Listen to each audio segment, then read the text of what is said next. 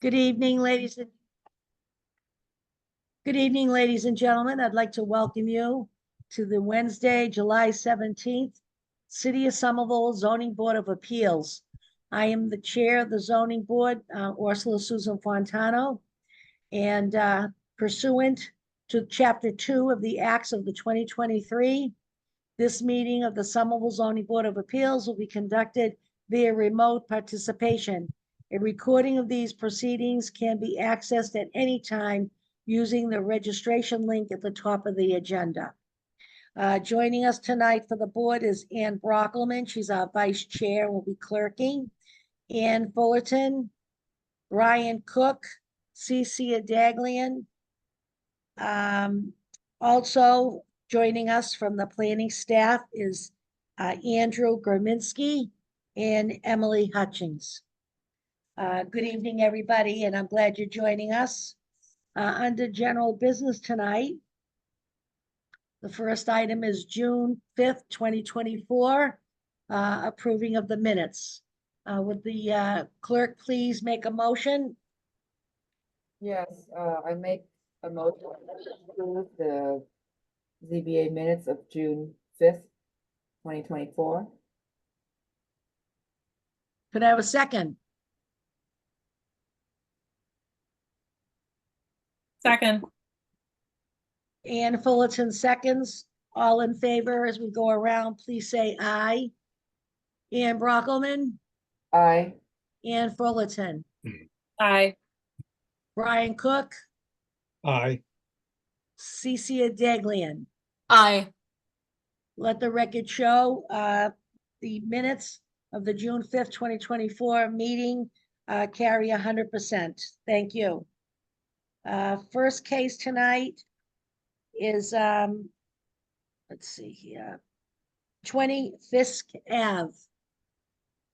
It's, do we have them here in attendance, Mr. Graminski? This is Andrew speaking. Chair Fontano, the applicant has requested a continuance to the July 31st meeting. They have provided staff with a signed continuance form to the July 31st meeting. So all we need at this point is a motion to continue. Thank you. Beautiful. May I ask for a motion from the floor? Yes, in the matter of 20 Fisk Ave, ZP 24 -3, I make a motion to approve the request for a continuance to July 31st. Thank you. All in favor as we go around, please say aye. Ann Fullerton, Aye. Brian Cook, Aye. Cece Daglian, Aye. Ann Brockelman, Aye. and Susan Fontano, aye. Let the record show the continuance is approved for July 31st, 2024. Thank you. Second on the agenda tonight is 2 to 3 Union Square. That's been open. I understand that there's a withdrawal without prejudice. Are they here tonight in attendance? This is Andrew speaking. If you are the applicant for 2 to 3 Union Square, please use the raise hand feature so I can promote you. I am promoting a Bill Perea.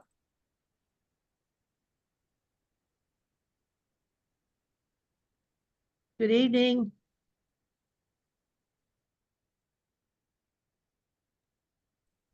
Mr. Perea? Yes, Madam Chair, members of the board, it's Bill Pryor for the applicant this evening, and we did submit a request for a withdrawal without prejudice. Okay. Well, enough said about that, I guess. Okay, so we'll put it to the board. May I please have a motion from the clerk? Yes, in the matter of 2 to 3 Union Square, I make a motion to accept the request to withdraw without prejudice. May I have a second? Second. Seconded by Ann Fullerton. All in favor as we go around? Ann Brockelman, Aye. Brian Cook, Aye. Cece Daglian, Aye. Ann Fullerton, Aye. and Susan Fontano, aye. Let the record show the withdrawal without prejudice was approved 5-1, 5-0 unanimous. Good luck. Thank you. Great, thank you, and thank you to the staff for all their help as well. Good evening. Okay, hon, thank you.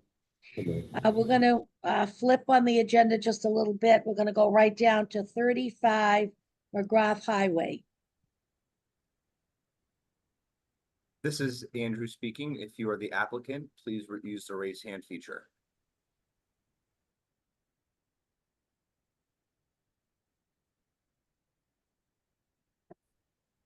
I'm promoting a Tom Miller and Dave Kadish.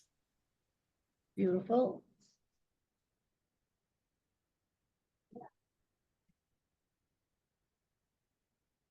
Good evening, gentlemen. Evening. Evening. So, want to tell us about your story? Absolutely. It's nice to see you all again. Good evening. My name is Tom Miller from McDermott Quilty Miller and Hanley in Boston. On behalf of the applicant, 35 McGrath Realty Trust. I'm joined tonight by Dave Kadish from Stantec, the project's architect here. I am also now, or will be very shortly, joined by Ken McClure, representative of the applicant. I'm not going to lie to you, we are up way sooner than we were expecting. So Ken might be a minute late joining. That's all right. I'm sorry about that. No, that's fine. No problem. I honestly don't think anyone minds going a little earlier than expected. I know, really. So, so the board is aware of this project. We've been before you a couple of times before, receiving relief for 3 different conditions in May 2022 and having that relief reinstated of November of last year. For its setback conditions, its facade and the location of its driveway. Since that time, we've been continuing to pursue the other required and necessary approvals for the construction of this project. While doing so, we were made aware by ISD that this project also needed relief from the curb setback requirements, which were not something that was in the ordinance when we began this project. So it was something that we, for better or worse, happened to overlook. So just as a brief refresher to the board for this project, the applicant here is proposing to renovate this underutilized industrial site, build a 9-story, approximately 135,000 square foot lab building, as Dave can show you here. Sorry.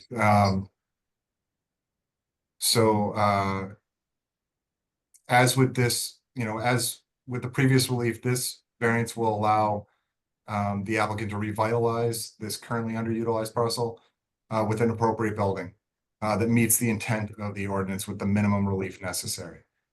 Here, and I'm going to let Dave go through and show you the updates. I don't believe previously we had a UDC approved design. We do now, so you're going to get to see the, what we're envisioning this building will look like at the end. But just briefly, the relief from the curb setback, here we're required to be 18 feet back from the curb.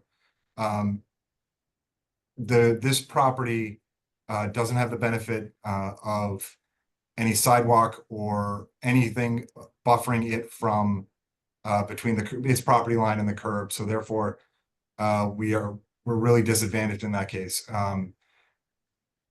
We're not proposing any changes to the design that you have previously approved. We're not seeking anything else different. We are asking to essentially legalize or to grant relief to allow us to build the building you guys have previously approved with an 8-foot setback from the curb. Redesigning it to comply with that 18 feet would be a hardship here because it would necessitate the entire redesign of the base floor and rippling redesigns up the facade of the building, which may require a visit back to the UDC and possible additional variances as we redesign the building. Essentially, we're asking for the basic and minimum relief necessary to make this project be able to advance forward. At this point, I'm going to allow Dave to kind of take you quickly through the project so you can see what it's going to look like and what we're asking for. Thank you. Great. Thanks, Tom. Good evening, everyone. I am Dave Kadish, principal at Stantec Architecture in Boston. Can you all see my screen? Yes.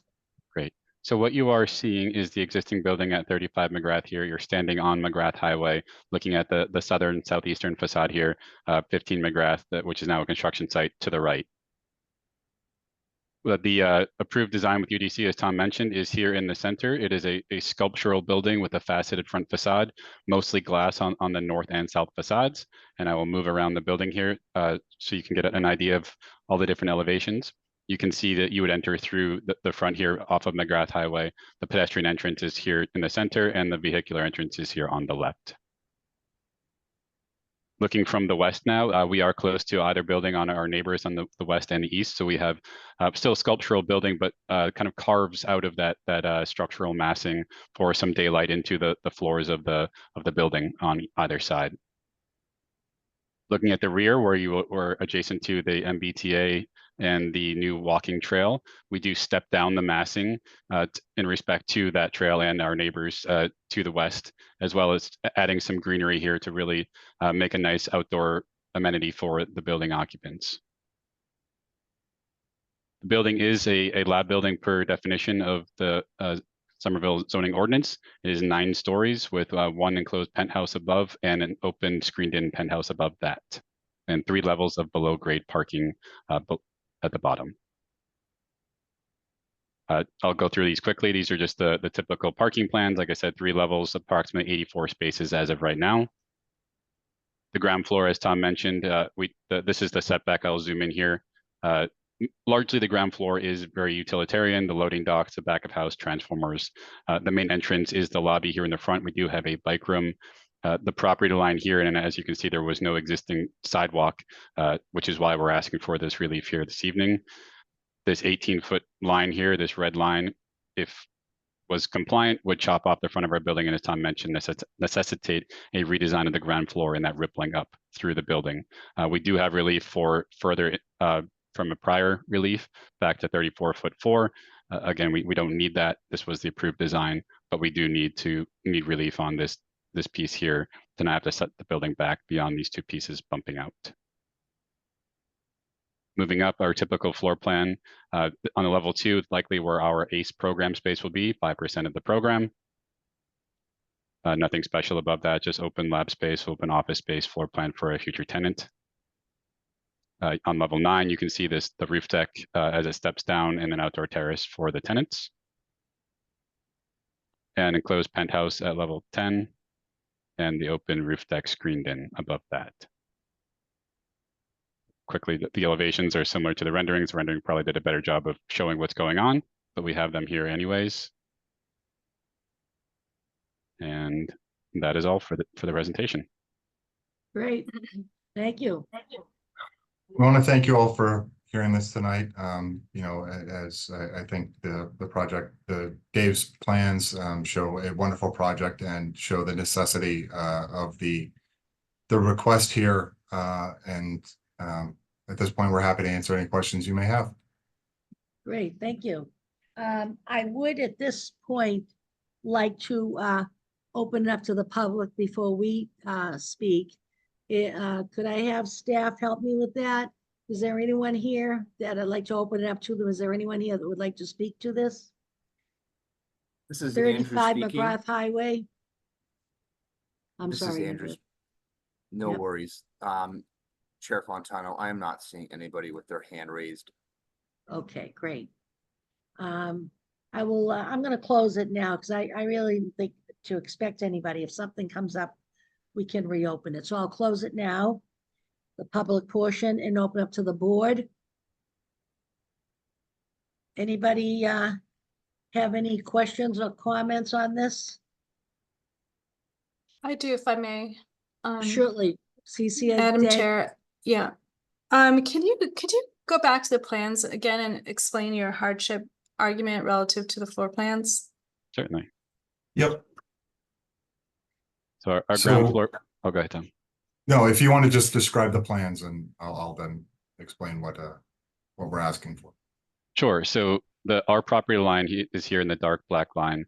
The zoning ordinance requires an 18-foot setback, which I'll just kind of highlight this here in a thicker line, which would mean that we wouldn't be able to have our building beyond proud of that red line.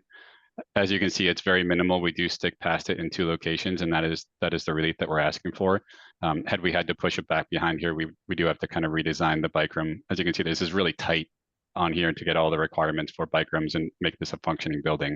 So it's a challenge to try to fit all of this into one package. So by doing that, we would have to push the building back, and then to make sure it's a strong architectural element on the outside that would ripple up through the building. So it really is just these 2 triangular pieces pushing past the red line we're asking for relief for. And that will, the redesign of that ground level space affects the way in which the ramp is engineered, that whole ground level is engineered, and the way that lower level supports the upper levels. It affects the design of the facade going up as well. The relief from this will relieve the applicant of the hardship, both a financial hardship and the possibility of creating additional hardships beyond the additional variance, the necessity of additional variances beyond those that this board has already given us relief for. Unfortunately, we were unaware of it, this requirement at the time we were before you in November. Otherwise, we would have included it. Apologize for taking up the board's time by coming back again today. But it is a minimal request at this point, and we feel that it is in harmony with the code and matches the intent and purpose of it. Can you zoom out, please, so we can see the whole first floor plan? Sure.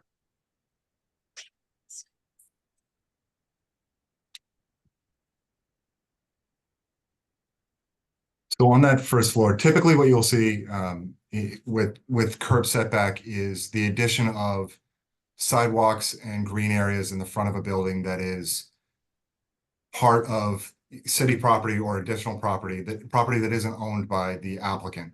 Here, we don't have any of that. The curb is directly on the property line, so we don't have any of that additional buffer that a lot of people get to benefit from when measuring curb setback here. So unfortunately, we don't. And the curb and the sidewalk and the pedestrian access up and down McGrath Highway is actually across an access road, the road that goes to the rear buildings that are currently cut off by Squire Bridge. Your upper levels don't exactly, it seems like they don't exactly sit on top of this anyways. It kind of undulates along that edge. They come out, they overhang this. I mean, I don't really see myself the reason why that at least those couldn't be conforming. The upper levels aren't applicable. The curb setback doesn't apply to the upper levels. It's only on the ground level.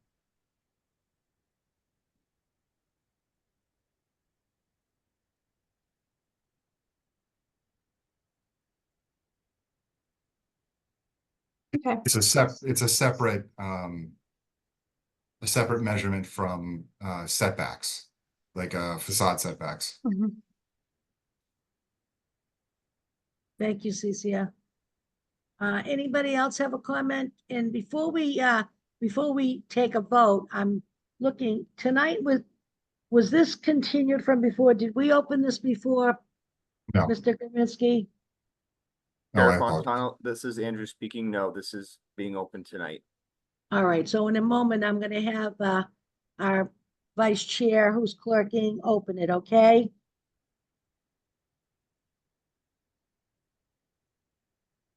Is that all right? All right, so anybody else on the I can't see everybody because of these pictures. Is there anybody else? Speak up if you have something you want to say. No? No? Okay. So, number one, the public portion's closed. The board's all set. Ann Brockelman, could you please, for the record, open this, case up, 35 McGrath, please? Thank you. Yes, we have, I'd like to open 35 McGrath Highway, ZP 24-000040. 35 McGrath Highway Realty Trust seeks zoning relief from the curb setback requirement of the high-rise HR district, which requires a hardship variance. Thank you very much. And for the record, all the dialogue we've had prior to this opening was for 35 McGrath Highway. If nobody else has any comments, I'd like to ask planning, Mr. Graminsky, on the hardship variance on the conditions.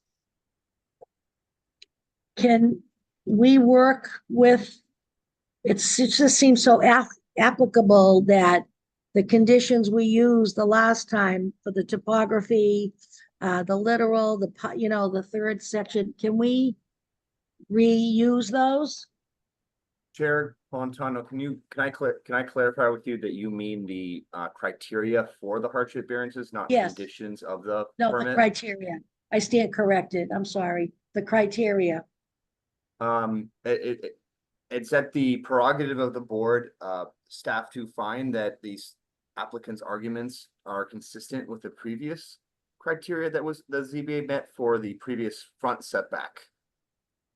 With the relation to the irregular lot shape, and takings, of the property from adjacent neighbors. So it stands, we believe, but the board will need to determine that. Thank you. Okay. Is there a way that we can see? Where can I look? Chair Fontano, this is Andrew speaking. If it's helpful, staff can read those criteria out from the previous decision so you could hear what the language is. I think that would be a good suggestion. Does anybody have any other recommendation? Or would you like to hear what we did for the last criteria and see if they meet everything? Is the board happy with that? Yes, Ann Yes. Fullerton saying yes. Brian? It's fine. The narrative from the applicant also has specific details on meeting the Yeah. criteria. So, Good. All right, let's go. Mr. Graminsky, Ann, can you heads up on this?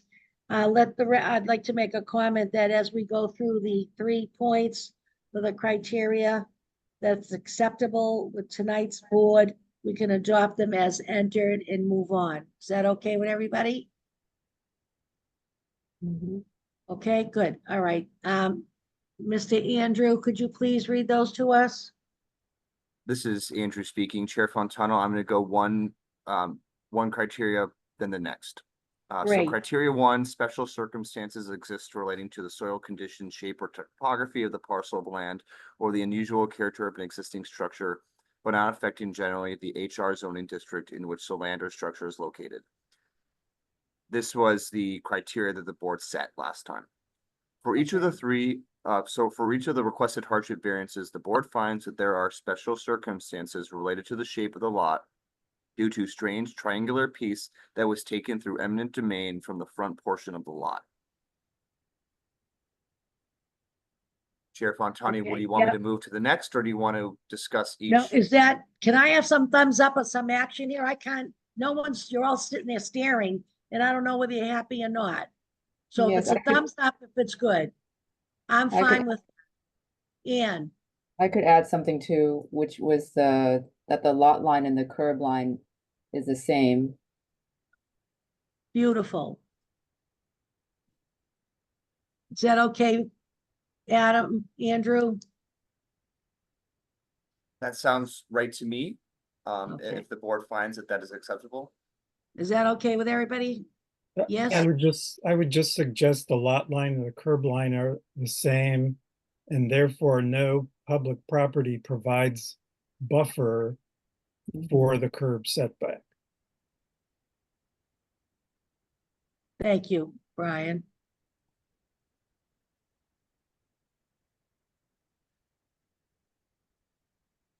Andrew? For the second criteria, Yeah. literal enforcement of the provision of this ordinance for the district where the subject land or structure is located would involve substantial hardship, financial or otherwise, to the petitioner appellant, 35 McGrath Highway Realty Trust, due to said special circumstance. This was the finding. For each of Yeah. the hardship variances, the board finds that due to the shape of the lot, a literal enforcement of the zoning code results in a triangular building with a very narrow path to get to the public right of way. How's that sound? Madam Chair, I don't think that's particularly applicable to this one. Okay. But Do you I have a, think- sug- Yes, but I think what is applicable is that it would create a ripple effect in the structural system, which would be a time and financial hardship to the applicant. I like that. Anybody else want to add to that? Cecia or Brian? No, good? Okay. That should be good, Andrew. I like that. And then for the final criteria, desirable relief could be granted without causing substantial detriment to the public good and without nullifying or substantially degrading from the intent and purpose of the HR district in this ordinance or the ordinance in general. The board found for the previous decision that designing the building to follow, design the building would result in the building look out of place. Therefore, the board finds that not only would granting the variance not cause harm, but it is desirable to grant the variances due to the design outcome.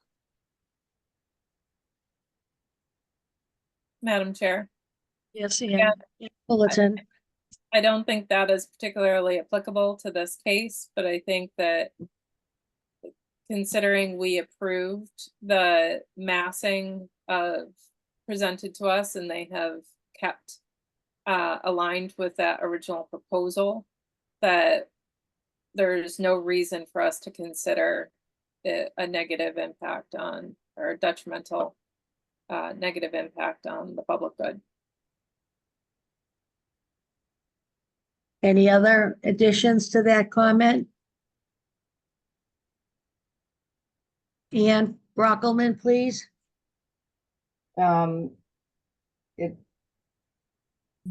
When we say, from 18 to 8 feet, it sounds like a big ask, but when we actually look at the footprint of the ground floor plan, there are about equal amounts where it touches the 8 feet and where it steps back to create an entry recess.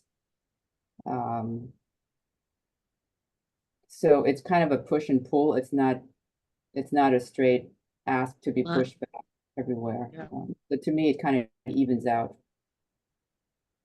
If that makes sense geometrically.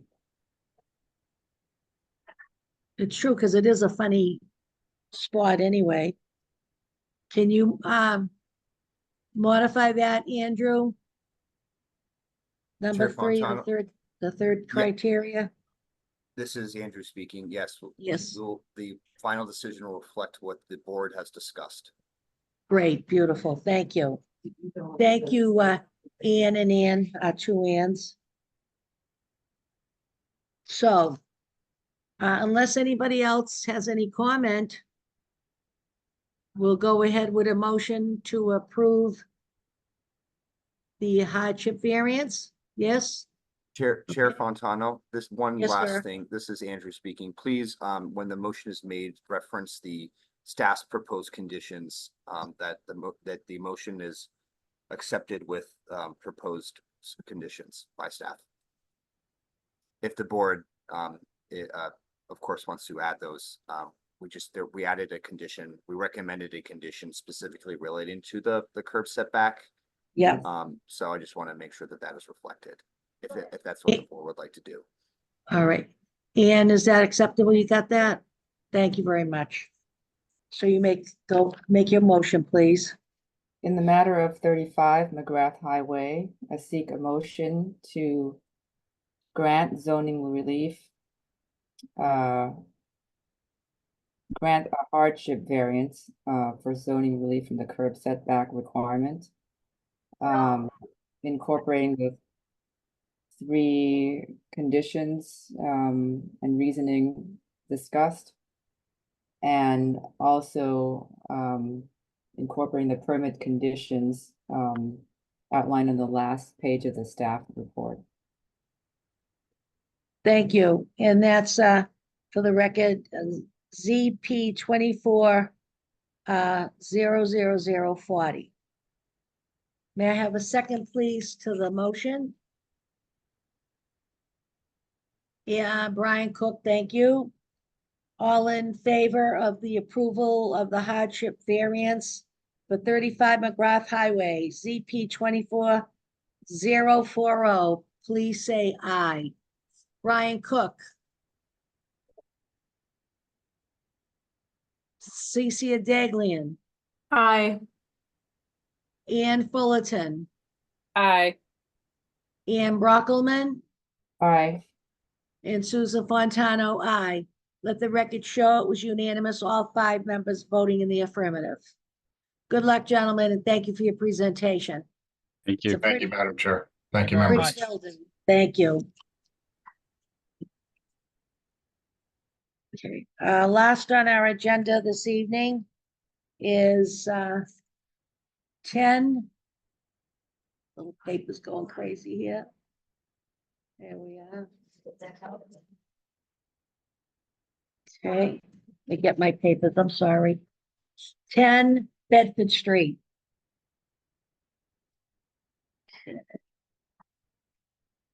Yeah. Can I invite who's here from 10 Bedford Street to step forward? Chair Fontano, this is Andrew speaking. I am promoting the applicant's. Huh? No, thank you.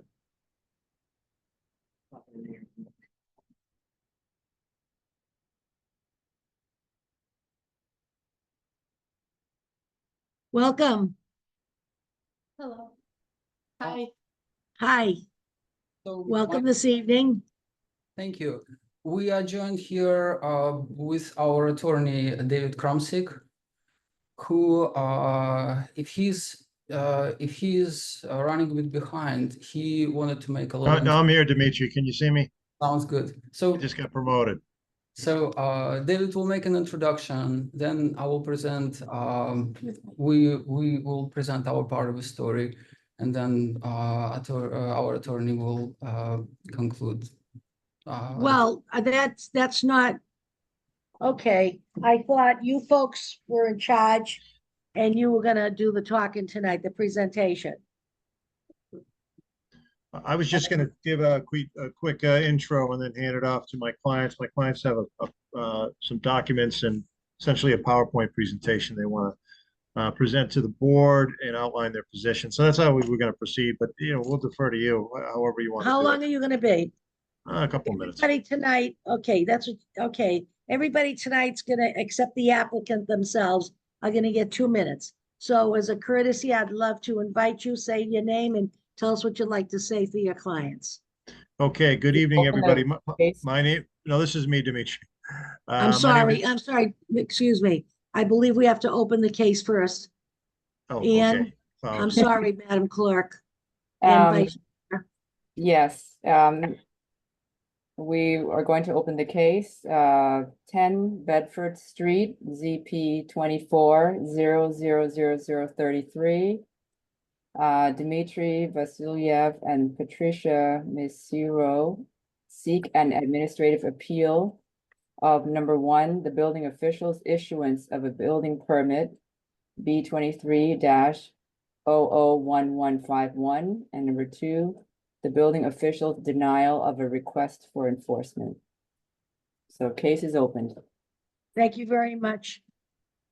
Ann Brockelman, and to the attorney, how do you say your name, sir? My name is Dave Krumsick. I've got the Okay. wrong name. I've got the wrong name in my window. But in any event, I'm Dave Krumsick from Perry Krumsick LLP. And I represent Dmitry Vasilyev and Patricia Michiro. My clients are the owners of 16 South Street, which is a 3-family building that directly abuts the 10 Bedford Street lot that's the subject of this petition. That property, by the way, has historically been a parking lot and a garage.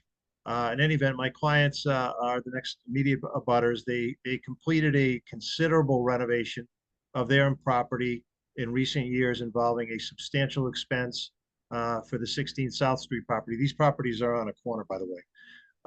Including in that work was an expensive facade with a clock facing the parking lot at 10 Bedford Street. They did this work and incurred this expense for aesthetic purposes and views and lighting and that kind of thing, for not only the benefit of themselves but also for the neighborhood. The petition involves an appeal of the ISD issue of a permit to develop 10 Bedford Street under Mass General Laws, Chapter 48, Section 8, and enforcement of the zoning bylaws.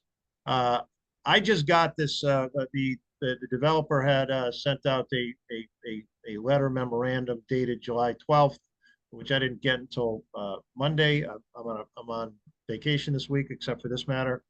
And I did see a bounce back from the board saying that those materials had to be submitted a week before the hearing.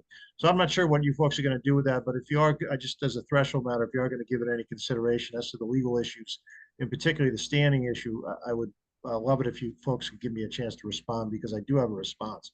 But real quickly, before I hand it over to my clients, as to the standing issue that's been raised in that letter, the petitioners have standing as an immediate abutter, and as an immediate abutter enjoy the statutory presumption of aggrievement.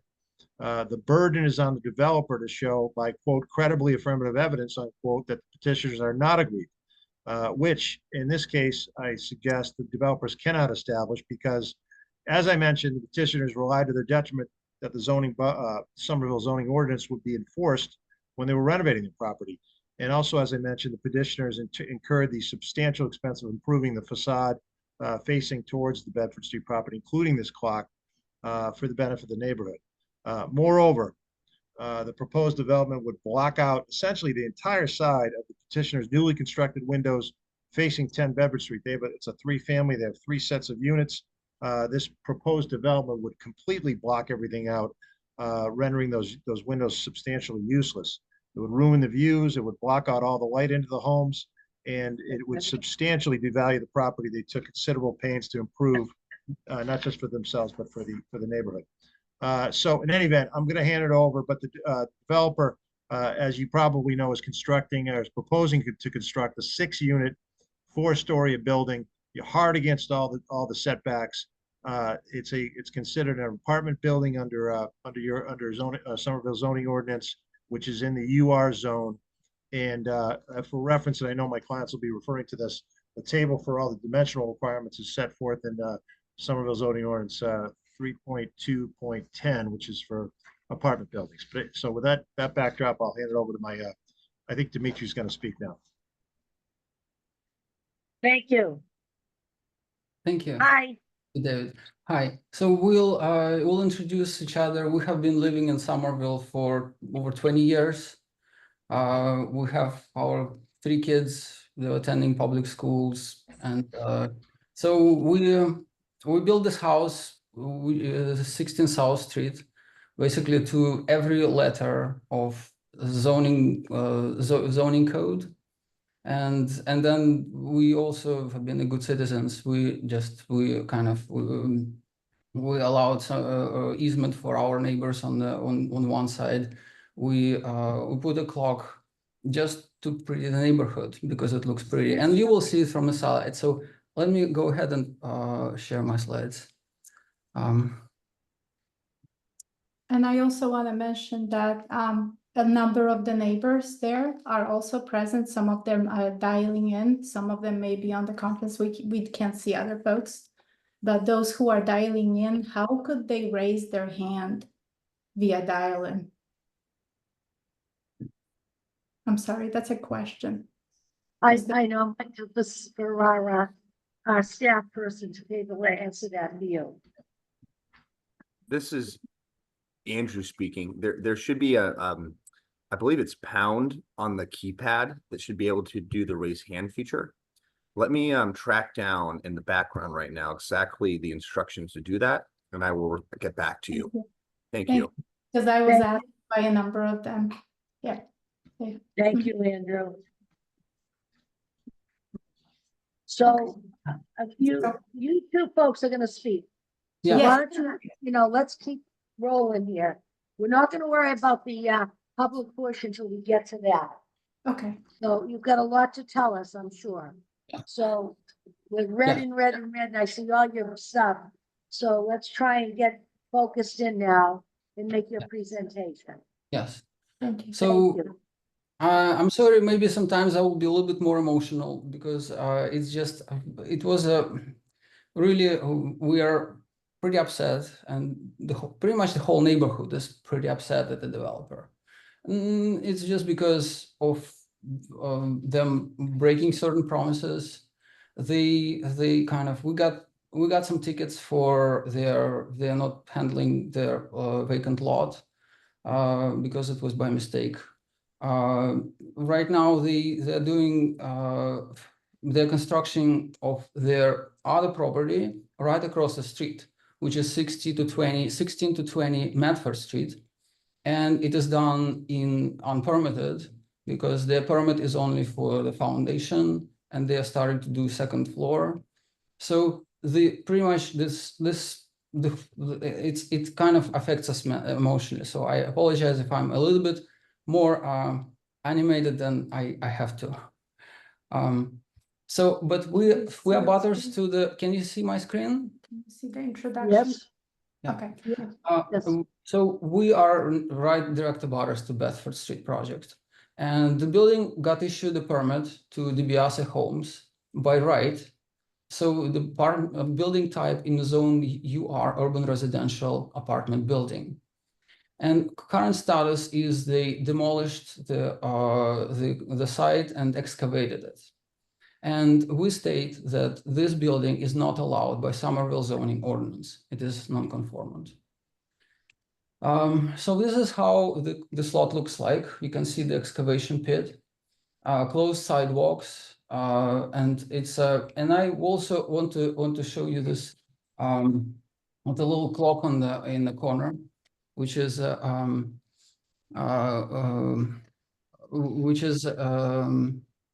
over here, which we put just for benefit of a neighborhood. And we heard that people noticed it, and they actually check even the time when they run, do their runs and jog in the neighborhood. And it's this clock, this whole facade will be fully obstructed by this building, and it will be taller. It will be four stories as opposed to this building, which is of 3 stories, and it will be just 5 feet away from the walls. And this is how this clock looks like. It's quite pretty. So this is a site of a Bedford project. This is our building, 16 South. The 10 Bedford is this lot, which is a corner lot. It's bounded by the South Street from the top and the Bedford on the right. So this is its boundaries. So it used to be a parking lot with a garage. And This was the garage. the garage was in the spot. So as soon as we built this clock, just because we knew that this lot is unbuildable, that nothing, we had the trust in zoning laws to safeguard that this will stay and like will be the benefit of a neighborhood. So, and this clock, so we did a lot of analysis of zoning. So once I got to know that DiBiase bought this lot, I wrote them a nice friendly email and noticed the date 2021, where I introduce ourselves. And I also say that this lot is unbuildable. To the best of our understanding, this lot is unbuildable according to current Somerville zoning laws, because the lot is too small for UR zone. And I invited them to talk to us. It was done from a good intent, so that they basically do not go like spend their money and spend their time and waste resources for just to find this lot unbuildable. However, unfortunately, there was no follow-up on this from the developers. We haven't heard any plans. And despite me actually reminding Ugo and DiBiase company about this, what is the plan for the lot? And after 3 years, we suddenly got a notice that the construction is going to happen. With already developed permits and the date that basically the plans are pretty much set. That was shocking. That was shocking for all of us. And this building was just design of it is very shocking. So it is a 6 units, 4 stories, and this is the only 4-story in the area of a type apartment building in the UR urban residential zone. So this is the top view. This pink side is basically the foot plan of the floor plan, footprint of the building. So I denoted here South Street with a 40 feet frontage, Bedford Street, 88-foot lot width. The rear 90 is borders and abutting. It's a neighboring lot. And these are inner side, and this 2 sides are bordering our house. So, and so I will now Patricia will talk about like what this entails. Well, so I think this, to summarize some of the points my husband already made.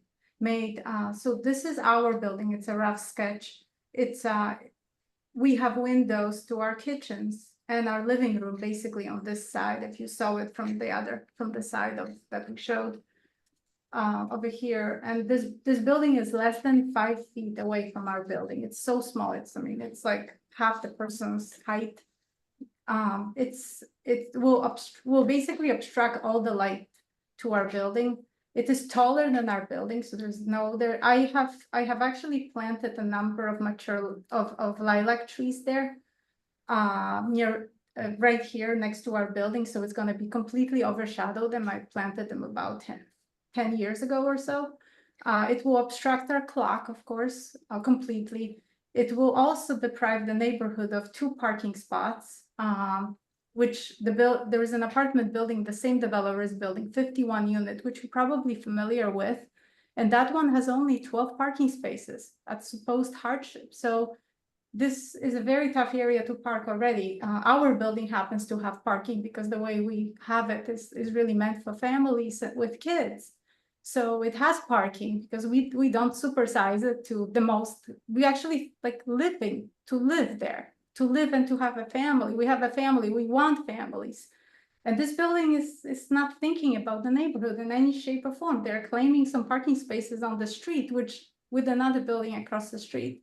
And it's really will contribute to this concrete jungle because of the way it's shaped. And the building across the street is shaped even worse. It's like a mushroom, which basically the ground level, it goes in and then extends out almost to the boundaries. There is no tree space. In fact, they cut the tree of the next building, which was about 50 to 100-year-old tree, the only tree in the neighborhood. That's not on our side, but the other side. And our neighbors who are on this call too, they were crying to us saying, how can you do it? And there's no space to plant a new tree because it's a mushroom. There's no tree space. It's literally first ground level pretending to have a green space around it. This building also, our building has this, but the other one even worse. There's no trees. It's just a concrete jungle. No trees, no green, just to squeeze more people in. That's not how, like, it's really hard to raise a family with this type of perspective. Anyway, so that's my summary. Go ahead. Yeah. And I want to add also is that it's also what DiBiase promised when they had a hearing for their 51 apartment building across the street, that they will not take a single on-street parking. And this promise is broken. That's basically very unsettling. This makes us just question this developer. So I will now go over the technical side of this, the actual zoning code and what is being violated. And I will go like in the order of basically importance, because the first 2 points basically deal breakers. And the other ones are sometimes fixable. They're less, I'm less stressed about it. Just, I wanted to emphasize it's not the only one. So the most important issue with this lot is that it has 40 feet lot width on this side. Basically, this lot has a width 40 feet. And the building of this, this building they plan to build, which is apartment building in the zone you are, has a dimensional requirement 55 feet minimum lot width. So this building is not conformant. It cannot be built on this lot because it lacks the required lot width. This is basically, this is very fundamental. And we knew it all along. We tried to deliver this news. We tried to deliver this message to the developers. They just didn't listen to us. They refused to listen. And I don't know how could we avoid this hearing.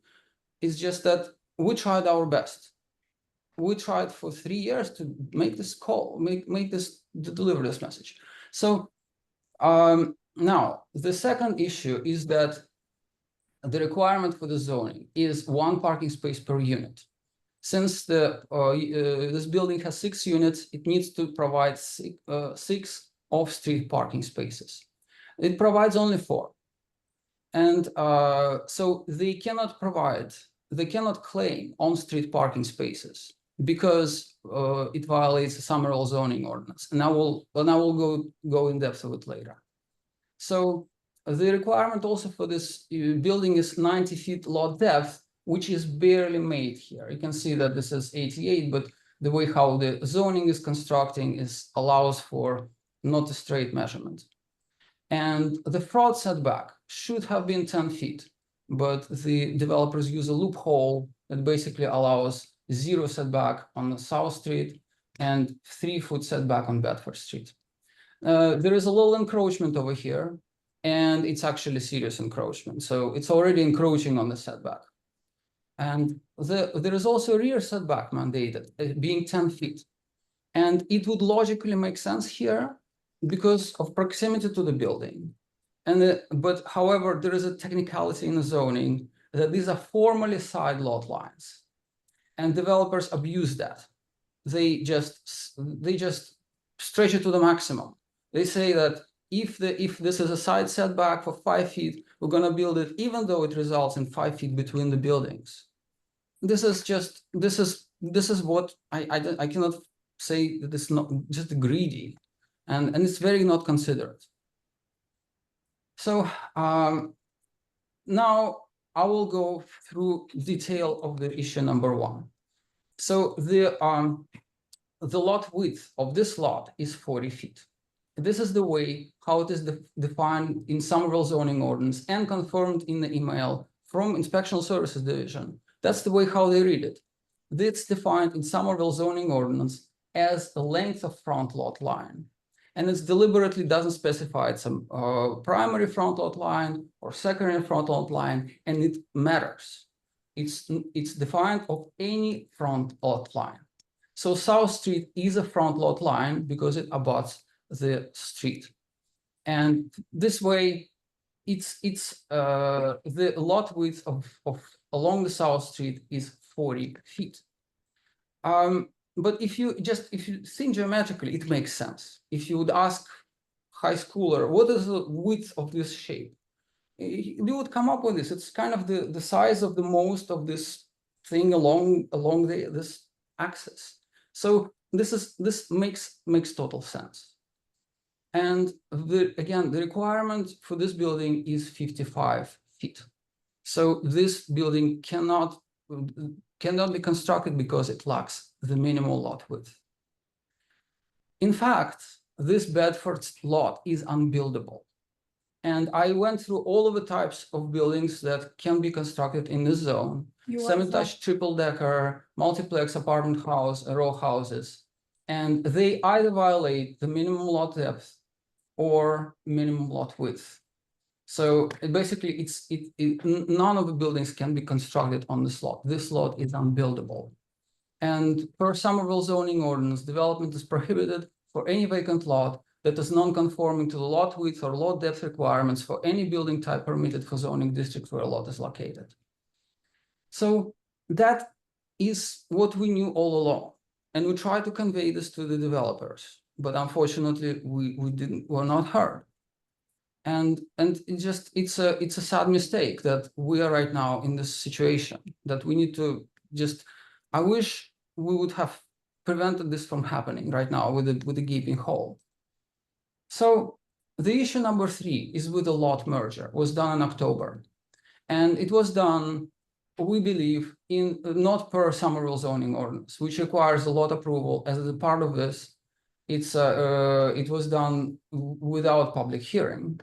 And I submitted my comment before, actually in September, because this merger resulted in this non-conformant lot, which is non-rectilinear, which in Somerville zoning, this means just rectangular, not rectangular. And the thing is that usually the Somerville zoning ordinance, it assumes this rectangular lot. So dimensions are pretty much the definition of all dimensions. They assume it. And it's even explicitly stated in Somerville zoning ordinance, we cannot plot non-rectilinear lots. And that's the issue I have with this lot merger. And because the lot 1 and lot 2 got merged and resulted in this lot, which developers abused in their favor. So this is what developers claim are dimensions of this lot. They use the Bedford frontage as a width of 88 feet. They use the depth definition, because these are formally side lot lines, as the depth between the midpoint of Bedford Street and the furthest point on the side lot line, which is 98 feet. So really, and they use it basically for the building that using these dimensions. So what happens is that if you draw what would be the resulting lot that would be okay to build this building on, it will be this red rectangle. It includes fully my house and then some. And it basically has almost twice square footage. If you just take what developers state is the lot width and what is the lot depth. And that's a consequence of non-rectilinear lot, is that you get to these ridiculous numbers where you have this lot is just very unusual shape, and you cannot build this kind of huge building on this lot having half of the area. So, and again, if I just ask for attention here, this is the lot, okay, that building have. And they build a building designed normally to be on this kind of red rectangle. This lot, this rectangle. So the only difference which actually makes it non-conforming is that width. Is that this is how the zoning says this lot is terribly non-conforming.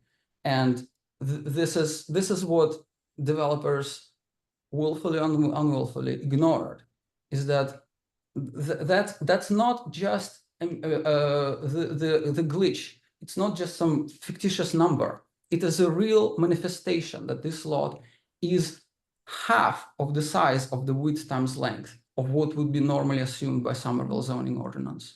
And that's why the mergers of those types of lots is not allowed, to avoid these book-shaped lots, which are in fact not lacking the space for a urban residential zone.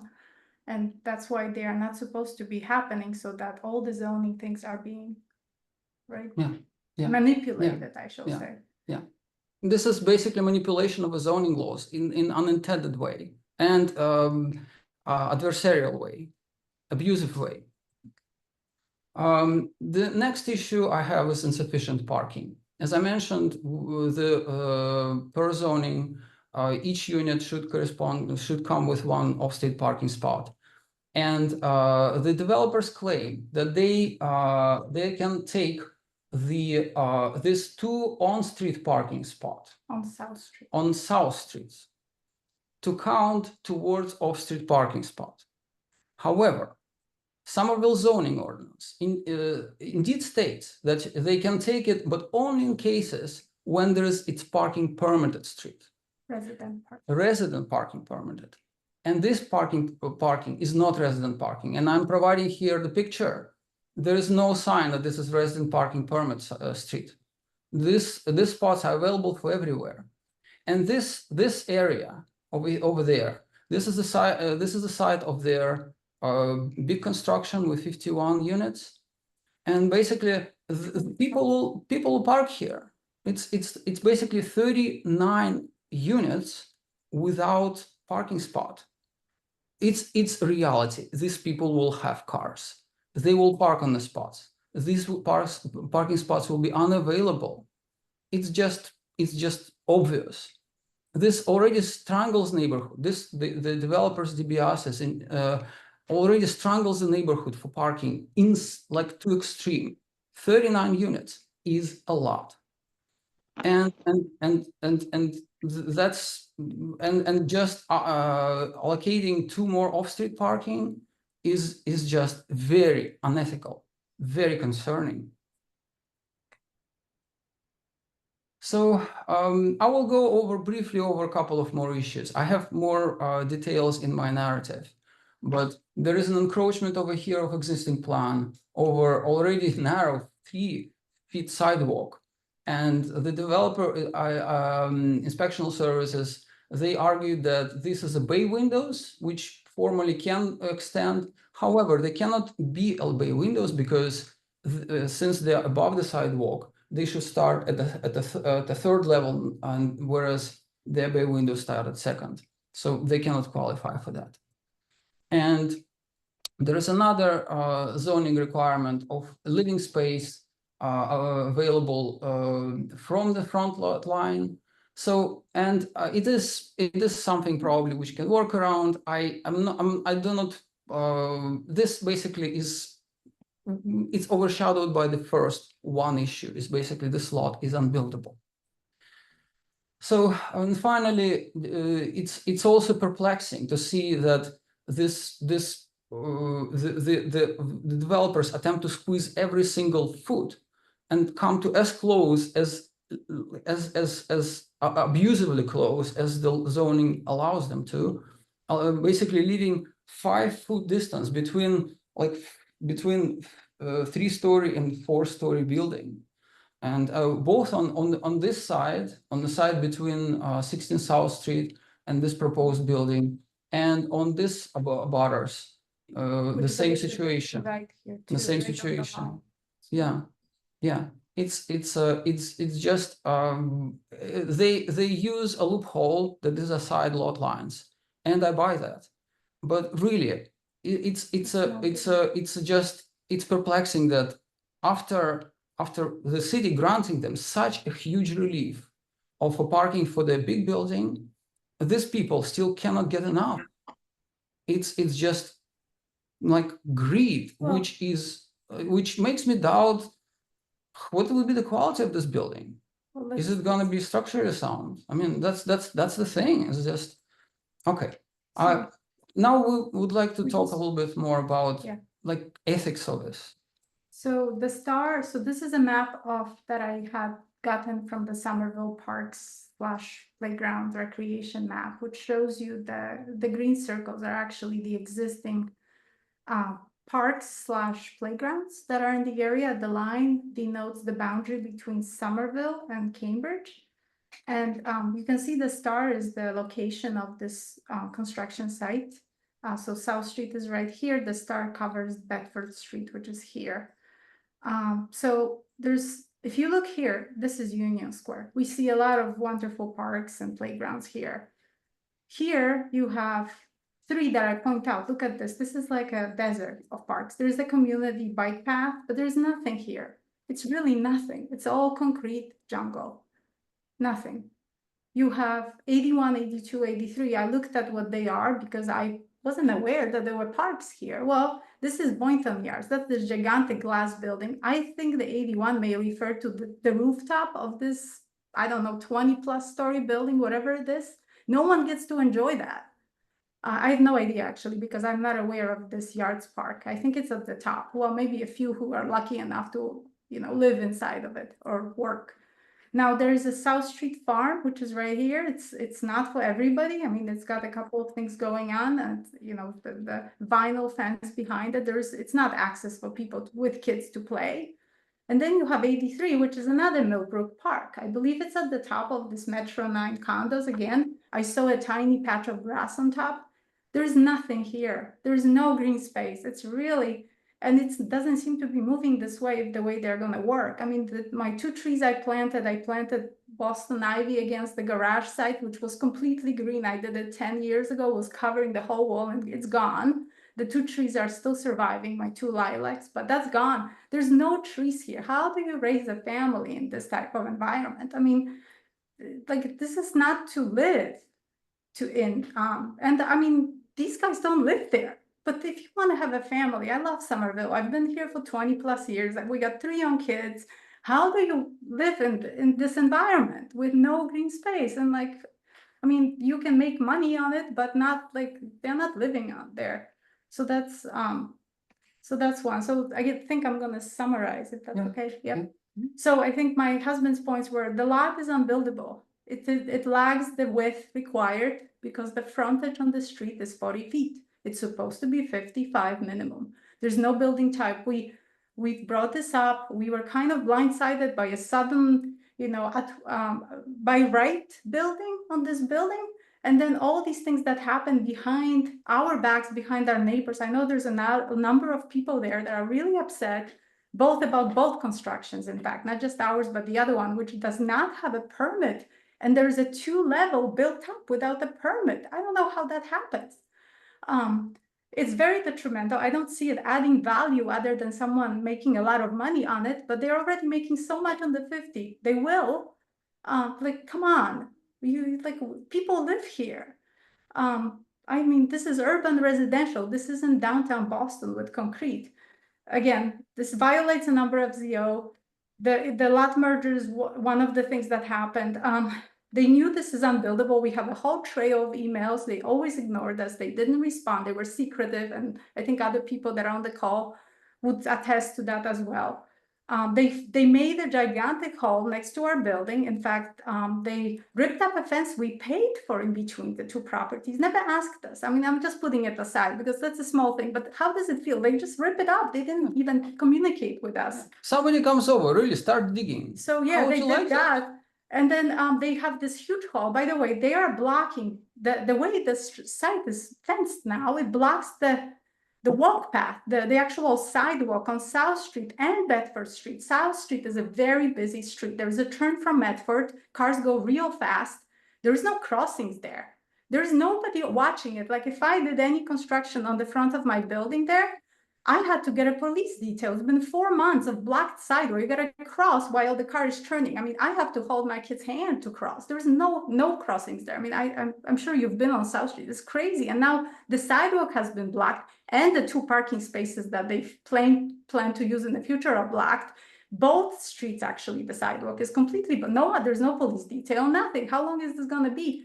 I have to like run across watching security. Like, again, how do you live here when you can't walk on the sidewalks? This is not cul-de-sac and somewhere in the suburban area. This is the city. And I guess like, I would like to get the sidewalk back. Like, I've never seen this kind of thing. And then like, we really kind of need a park and a playground. It would be nice if we could do that. Like to have for the neighbors, for everyone. I mean, I don't know whatever the city would think to make with it, but to have some green space and trees and maybe do something better than just build as high as you can with concrete. Yeah, I want to add that the building next door to 18 South Street is a family daycare. And I don't know where they take the kids to what do they use as outdoors? There's no playground around. That's true. That's the problem.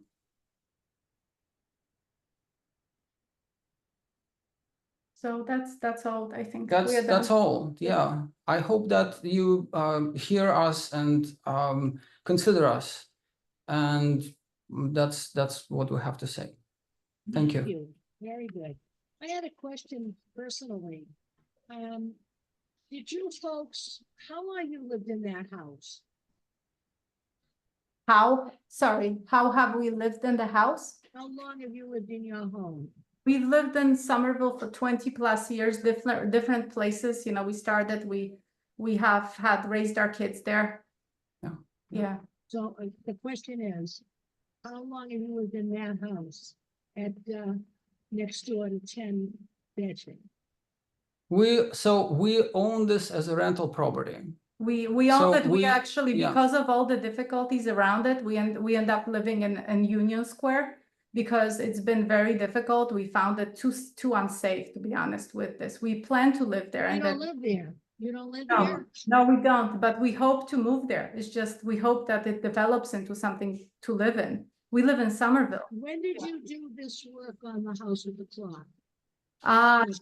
2016. you see it. 2014, 2015, Yeah, we put the 2016. date on the clock. Yes. 14, 15, Yes. 16. Correct. Did you have to come in front of the board? Yes. Because you needed more land. I remember You you. remember us? You remember us? And did you end up buying it from the neighbor or something, the land you needed? No. How did you get, I thought you needed more room.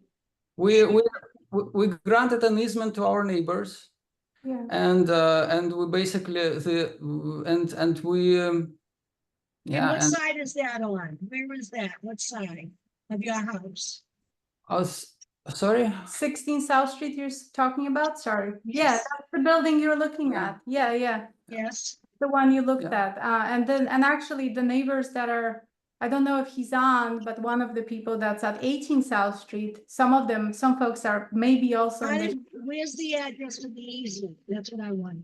Easement is just a passageway between those two buildings. You So know, that's Emily, staff person, Emily, just a moment. Emily, you're chiming in. Do you have something to add?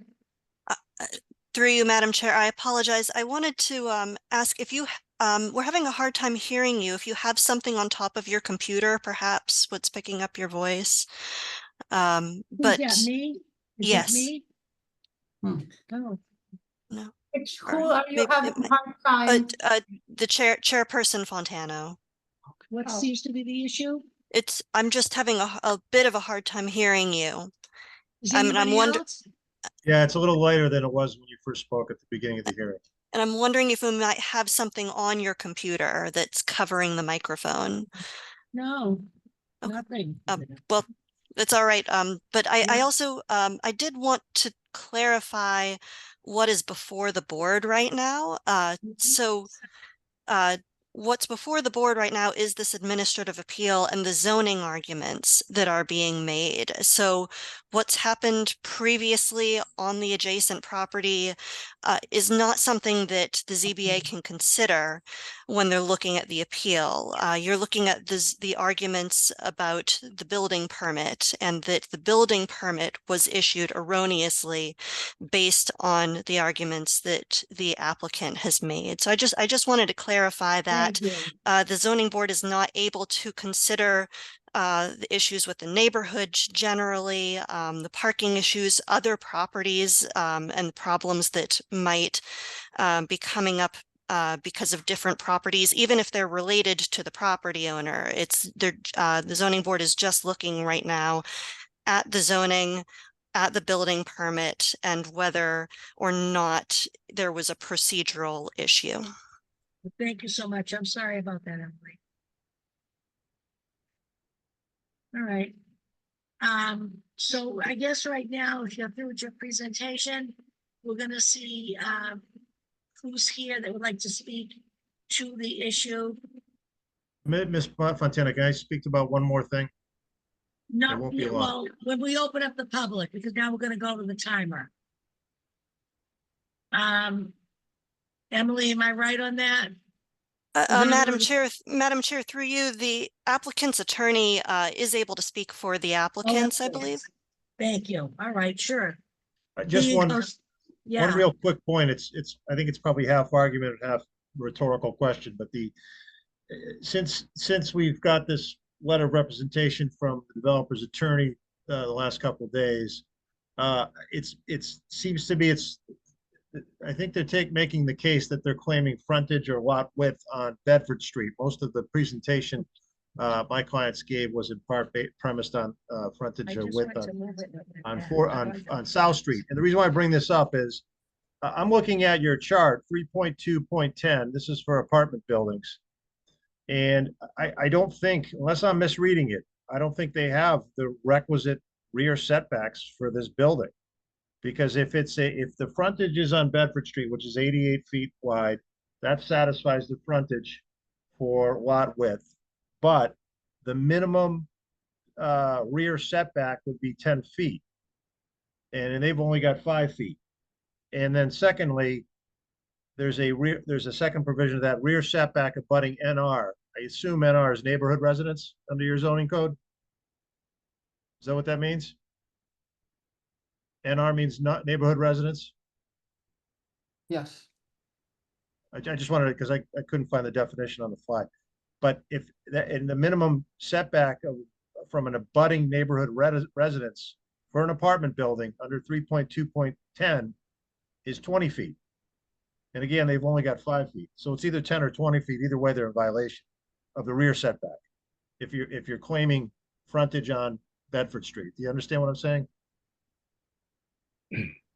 Anyway, that's the point I'm raising. I don't think they meet the dimensional setbacks. I think you need a variance for this building.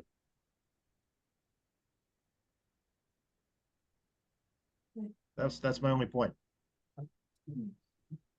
But I also want to add the lot width for a corner lot is defined by the front lot lines. And it actually, any corner lot has two lot widths. And they supposedly omitted it from the application because they knew it falls short and it's unbuildable. And that's some of the, like my husband's number one point is that it's just an unbuildable lot. And we've been aware of it. That's why we put the clock. That's why a lot of things happened. And I mean, I know things get issued in error because it's very tough to read through this gigantic document and interpret laws, but sometimes people hope that others don't, and we just happen to be very interested in zoning laws. So we passionately follow them, and we just, you know, I know things, so we brought up the thing that you can't fix the type of things that make the lot bigger unless you include our lot. Ms. Fontano, you're muted. You're muted. Chairman, you're muted. better? Yes. Okay, thank you, guys. Sorry about that. So, thank you to the applicants for your input and the attorney as well. Now I'd like to hear from the people who have come to speak tonight for you, or anybody has comments for or against, they're welcome to speak.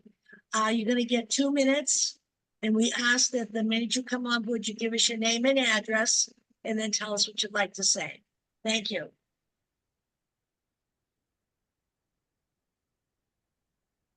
Staff, could you get the public portion going, please? Madam Chair, this is Emily Hutchings. I apologize for interrupting, but quickly, if it's all right, I'd just like to address a comment that was made previously about comments that were submitted by the property owner. There was a letter submitted by the property owner, I believe their attorney, and that was submitted into the public record. It was received and forwarded to the zoning board members because while it was received after the deadline for public comments, it was due to a technical error from the city's side. So it was entered in. We needed to make sure that that was provided and entered into the record. Thank you, Emily. Yes, we did receive that. So we're gonna continue now for the public portion. This is Andrew Yes, speaking. Andrew? I want to clarify for the applicant, there is several Patricias with the same name coming up. And I was curious if that's because the invite was sent from the applicant to neighbors. I just want to, go ahead. Sorry, so the neighbors were asking me because they've had trouble with the with the internet to connect to the Zoom. So I just forward them the phone number to call that I received. So I think it's just, I mean, it's really tough for everybody to be technologically up to date. Sure, I just wanted to confirm that. Thank you. So I'm I sure- ask when I unmute that you please state your name, your real name, so we can get that on record. Thank you. Chair Fontano, I'm moving forward with public comment. Thank you very much for that, Andrew. So the first folk who is using the name Patricia, you are allowed to speak.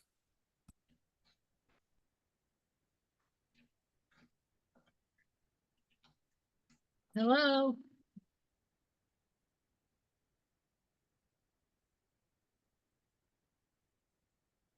This is Andrew speaking. We can hear you on our end. You appear to be unmuted.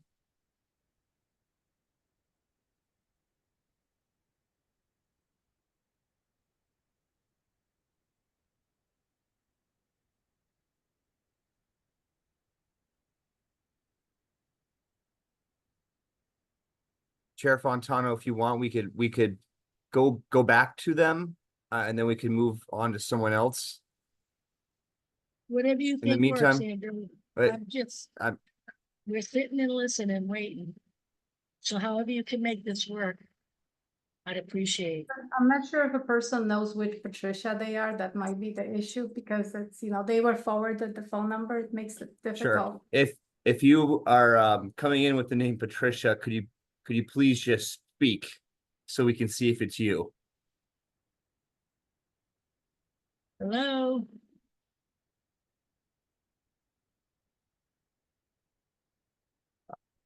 Well, their hand appeared to have been de-raised. So I'm gonna move ahead to the next folk, and they can, if you called in, you can use *9 to raise your hand. So I'm gonna move on for now, but I will go back. I am moving on to Valerie Moore. Valerie Moore, you should be able to unmute yourself. Yes, thank you. Can you hear me? Yes, thank you. Thank you very much. I am gonna ask that you be patient with the 2-minute limit, given that we are in fact the property owner most affected by what's at issue today. Good evening. My name is Valerie Moore from Nutter, McLennan and Fish. My address is 155 Seaport Boulevard in Boston, and I represent 10 Bedford Street LLC, which owns the property at issue here today. I first want to raise a serious due process concern. Though the petitioners filed their request for enforcement and appeal of the building permit with the city on April 5th, and their further appeal from the denial on April 23rd, they did not, in fact, provide copies of that or even share it with my clients until May 28th, 2024. This raised serious issues because my client had already commenced construction and work on the lot, as was alluded to earlier, and closed on financing for the property in reliance on that building permit. There's a serious lack of good faith, particularly where, as the petitioners themselves made clear, they've been in contact with 10 Bedford Street LLC. Fortunately, this appeal is entirely without merit, as is outlined in detail in the letter I submitted to the board going through each violation. I won't go through them in detail tonight, but at a high level, I do want to note that with respect to the minimum lot width, the zoning ordinance is very clear that for a corner lot, the property owner can designate a primary front lot line, and that is what lot width is measured from, as was done here with respect to Bedford Street. The petitioners purport here to appeal from a minor site plan approval decision, which they were aware of, but they are too late for doing that. Nonetheless, the board should reach the merits on that issue and determine that the lot is in fact rectilinear in shape and comports with the zoning ordinance. With respect to parking, the petitioners themselves seem to agree that there is 40 feet of lot length along South Street, and they agree that residential permit parking is allowed on South Street in their papers. In fact, there is a resident parking sign a few feet in front of where the photo they showed cuts off.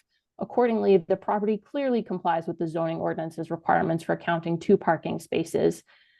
Similarly, with respect to the setback requirement, we agree that the building inspector and the petitioners appear to have miscalculated the contextual setback at 4 Bedford Street. The intrusions of the bay window and the balconies in the setback are allowed under the zoning ordinance, and they do comply with the requirements for that. The petitioners also allege insufficient depth with respect to residential space. They appear to have incorrectly read the building plans, as there is clearly habitable space of the minimum 20 feet in depth from both South Street and from Bedford Street shown on the plans. Finally, the petitioners seem to simply not agree with how lot coverage is calculated in the zoning ordinance, as was again made clear tonight with their criticisms of what they perceive to be a mushroom-shaped building. This is not the forum for changing the zoning ordinance, and they appear to concede that the project has appropriately calculated lot coverage. They're just dissatisfied with what the result of that is. I want to close by reminding the board that they have a statutory deadline to render a decision that is fast approaching on August 1st, 2024. Accordingly, we highly recommend that the board deny this petition this evening and uphold the determination of the building inspector. Finally, I do want to ask that Tanya Carriere, the project architect who's here this evening, be allowed to share her screen and show the project plans, as she can show what constitutes a side and a rear yard setback on the project plans, as was raised by Attorney Krumsiek in his remarks. So thank you to the board for your time. Thank you.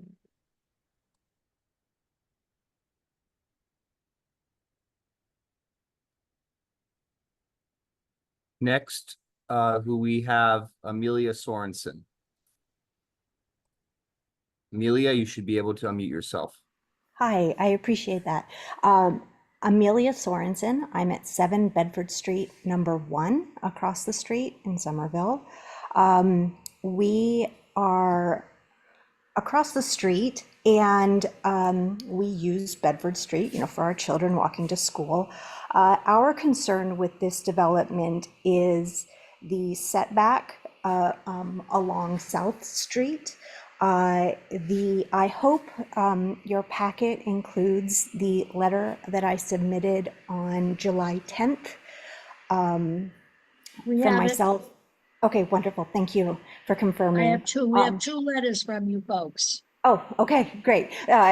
One was just sent to the planning department, the other directly to you.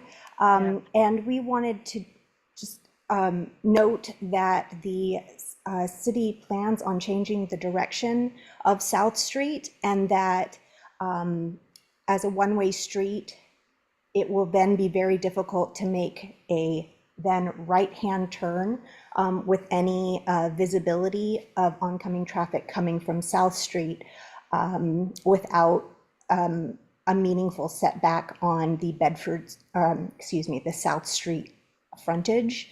That if from the pictures you notice there, if you just imagine that Bedford Street sign post extending upward, that would be at most the amount of visibility that would be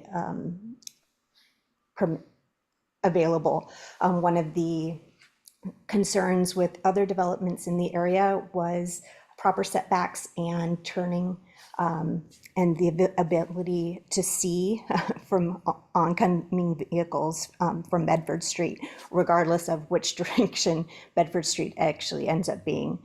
So we would like to point that out, that we think that a building without meaningful setback along South Street will make an unsafe condition in our neighborhood. Thank you, Mrs. Sorensen. Your time's up.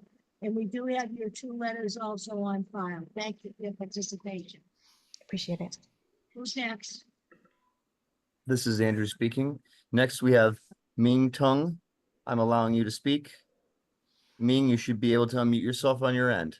Yes, thank you. My name is Ming Tung, and we are the owners at 2 Bedford Street, which is the first house in Cambridge, or the last house in Cambridge before Somerville.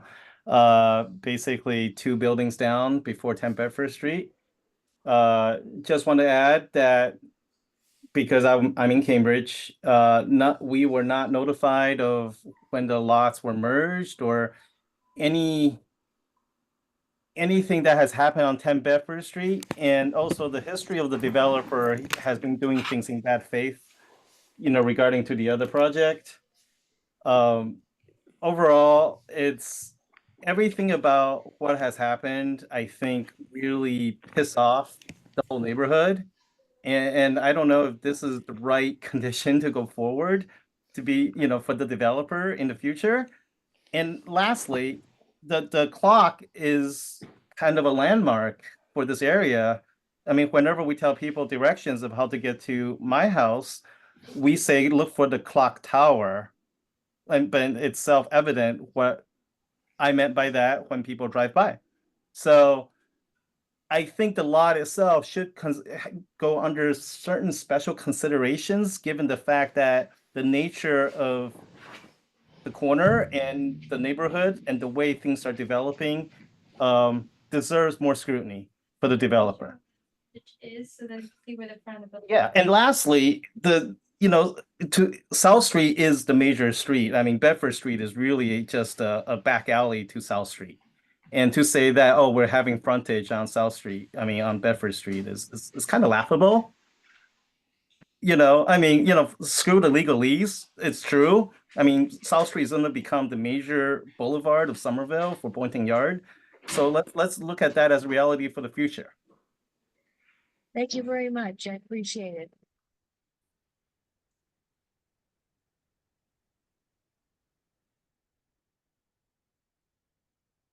This is Andrew speaking.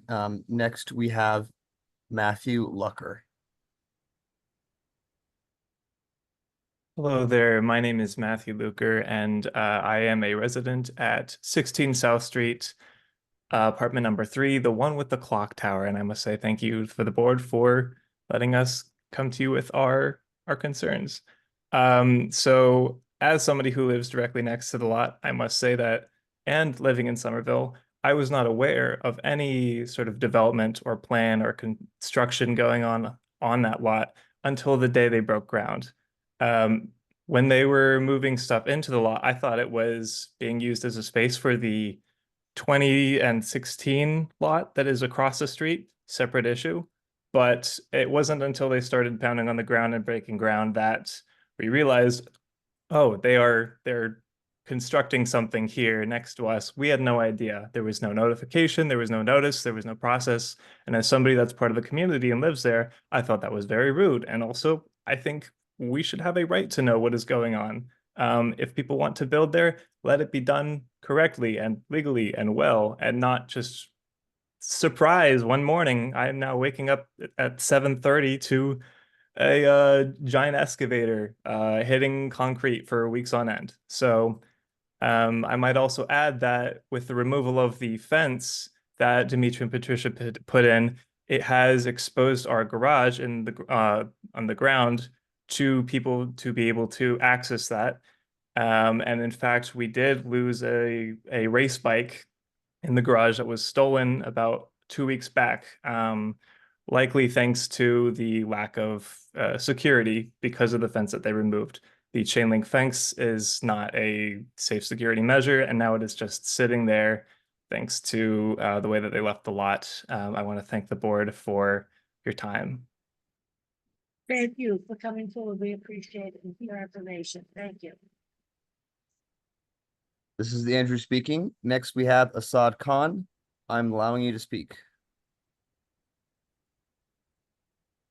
Hello. Yes, Hello.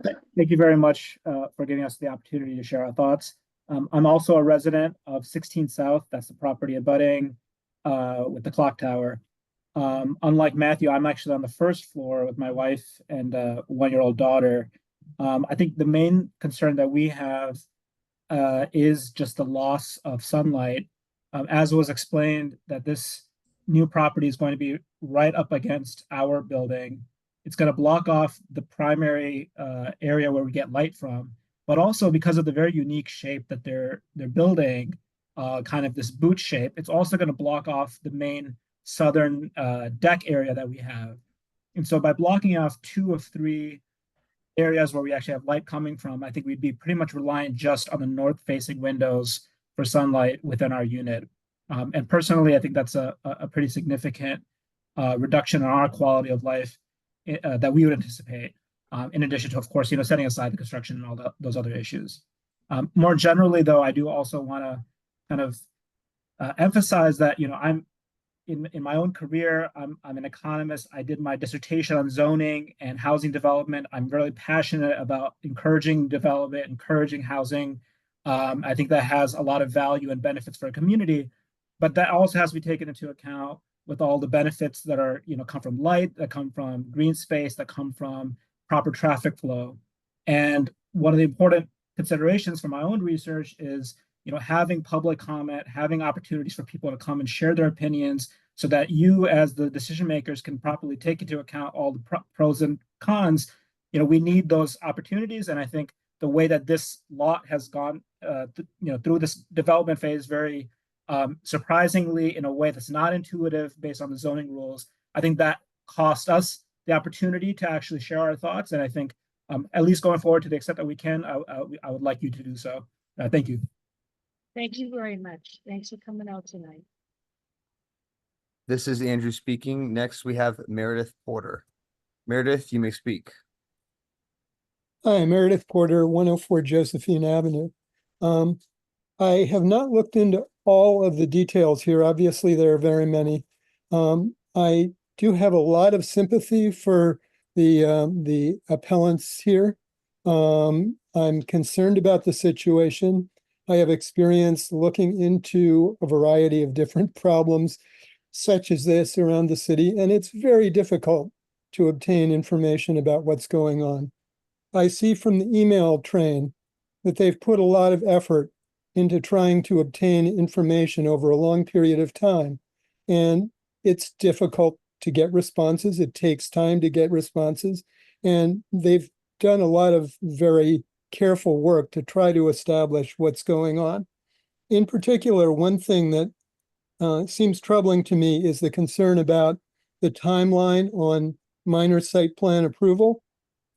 And they're questioning the questioning of whether this is being queried at the appropriate time. I think that should be considered along with the whole project here.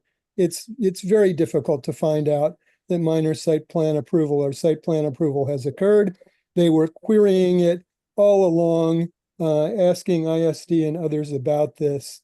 So if at all possible, I'd like to see them given a little bit of a break to whatever extent you can in considering this. Also, I think as far as the owners of 10 Bedford Street are concerned, the appellants were spending a lot of time and trouble trying to work through the technicalities of their appeal.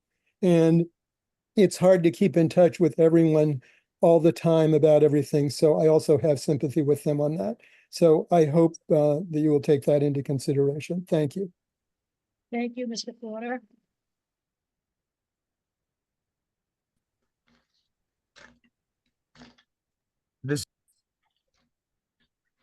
This is Andrew speaking. Just a reminder, if you called in, you can use *9 to raise your hand. At this time, I'm not seeing anybody with their hand raised. I know that we had several callers. I just want to make sure folks have a chance.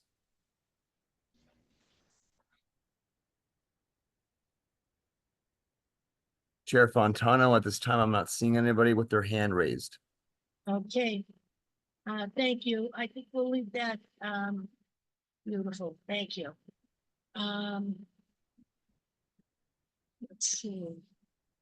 So we've heard from the appellants, we've heard from their attorney, we've heard from the attorney on the property there. And now it's open to, I'm gonna leave it open for a couple more minutes. And I'm gonna open it back to the board now for have some of their questions or comments. Brian Cook. Good evening, Mr. Cook. Good evening, Madam Chair. Thank you. Through you to the staff, I'd like to ask Emily if she would clarify what she meant by procedural matters. Are we restricted in our authority on administrative appeals to only whether the building official committed a procedural error? Through you, Madam Chair, Emily Hutchings, Senior Planner. That is correct. So, but I want to clarify too that a procedural error may have occurred if the building official made a determination that the zoning board finds was inappropriate. So again, if you find that the building official was incorrect in interpreting a portion of the zoning, so let's say parking minimums, for example, then that is a procedural error, so that it covers the breadth of those types of errors.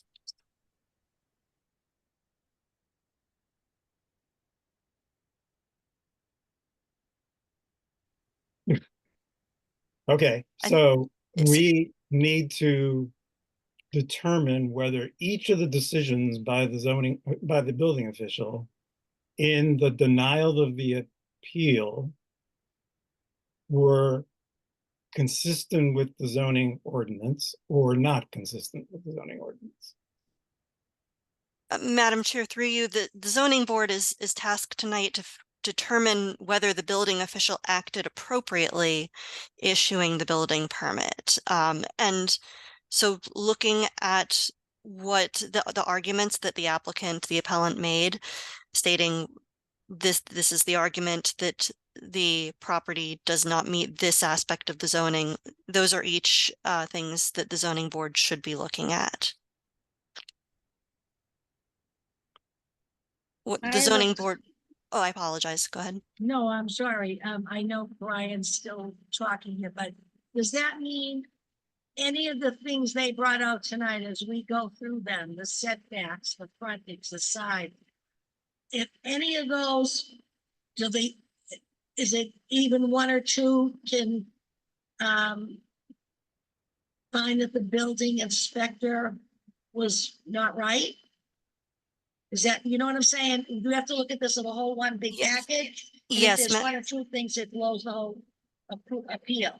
through you, Madam Chair, correct. So if you find that the building official acted appropriately regarding lot setbacks, lot width, parking minimums, but did not act appropriately regarding one specific thing, that is sufficient to approve the appeal. Okay, that's good. Thank you. And Ian Fullerton, you had your hand up. Thank you, Madam Chair. I guess through you to Emily. So some of the points that were brought up tonight were not specifically addressed in their appeal to ISD and not specifically responded to by ISD. Are those things that we should consider, or we should only consider the things that ISD has had the opportunity to respond to? Through you, Madam Chair, I believe it's appropriate to consider only the zoning arguments that have been made to ISD when there was a request for the for enforcement. There might be additional arguments that the applicant provided that you could responding to ISD that you could consider.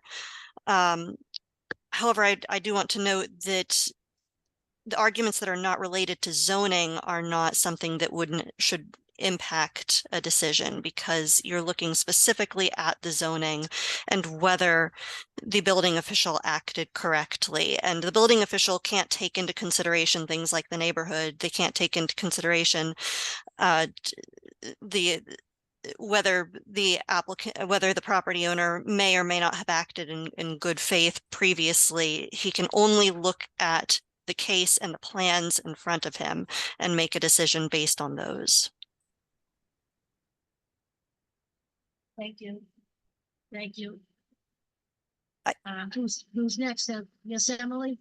I apologize. I did want to add, if the board does find that, let's say, some some of the arguments have merit and some do not. There should be specification in the decision which arguments have merit and which they're approving the appeal upon, and which do not have merit, and which the building official acted appropriately on.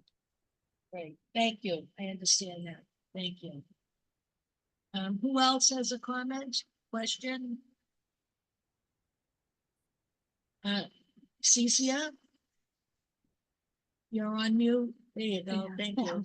So, Emily, I'm looking through you, Madam Chair. Emily, I'm looking at the staff notes, and it's specifically says in your analysis there that it's the staff's opinion that the ZBA is not able to approve the appeal on the grounds of the lot merger issue.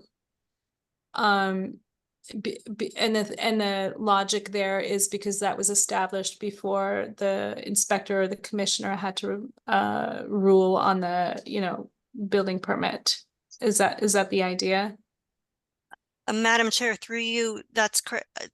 I believe that's correct. So the lot merger was completed through minor site plan approval back in September. That is an administrative process. The zoning board of appeals or the planning board, depending on the zoning district, in this case with the urban residence district, it is the zoning board of appeals, determines in their rules of procedure and policy whether certain things can be approved by minor site plan approval. Lot splits, lot mergers, and lot line adjustments are some of those things that can be approved by minor site plan approval, which is an administrative process that does not require public notice or a public hearing. Right. So it was submitted through the city's permitting system. It was approved, and the deadline for appeals on that specific application has passed. So it is our opinion that that would not be an appropriate argument for approving the appeal. Mm-hmm. And the neighborhood would not have been notified that being minor, that they would not have been notified, in other words. So it's one question that I had. And the second one is actually related to the second, the bay overhang onto the sidewalk. It seems like the zoning is clear that there needs to be 2 stories clear below a bay overhang. And what I can see from the plans, it seems like there's only 1 story clear. I don't know if anybody else on the board has, the plans are a little bit hard to understand and there's no 3D images, but so that's one thing I'm questioning. I had that same question, but I couldn't find the relevant provision in the ordinance with regard to Yeah, it's elevation there. above. I can read it to you. Hang on, let me see. It's on page 102. It's in the UR district 3 it's J bay window. Bays projecting over the sidewalk of a public thoroughfare. I'm assuming that includes the sidewalk. Must have at least 2 stories of clearance to be compliant with all city ordinances. This looks like it only has 1 story clearance.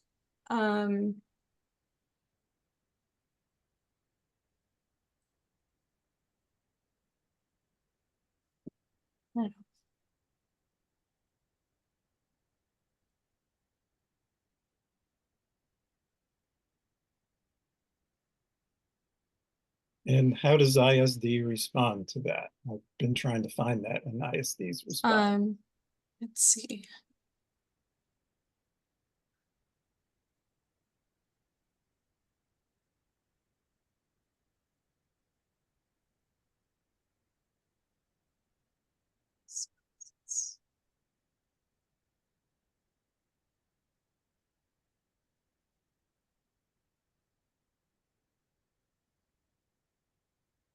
I don't know that they specifically responded to that. I don't think they responded to that because that wasn't part of the points raised by, the applicant.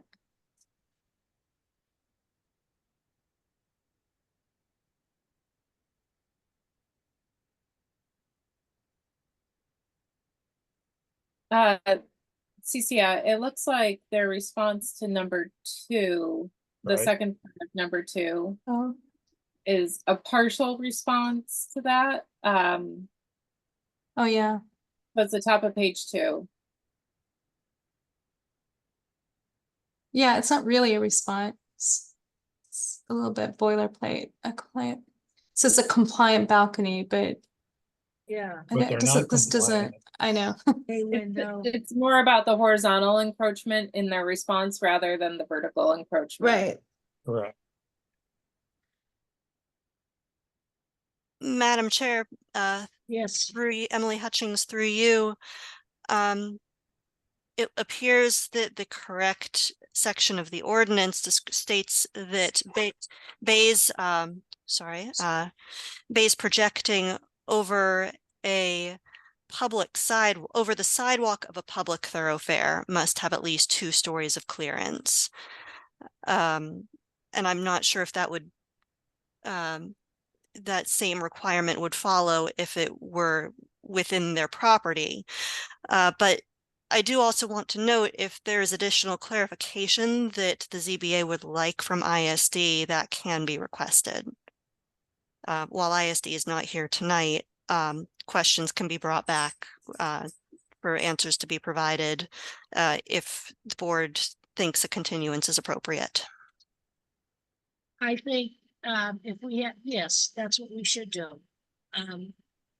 If, as we're going forward tonight, if anybody has any other comments such as this, we'll make note of them and ask staff to get in touch with Inspection Services and come back with some answers. And maybe even have somebody come to the next meeting from Inspection Services. So we can expedite and get it straight from the horse's mouth. Is that okay with you, Emily? Do you understand what I'm saying? Okay. Ann Fullerton has her hand up. Thank you, Madam Chair.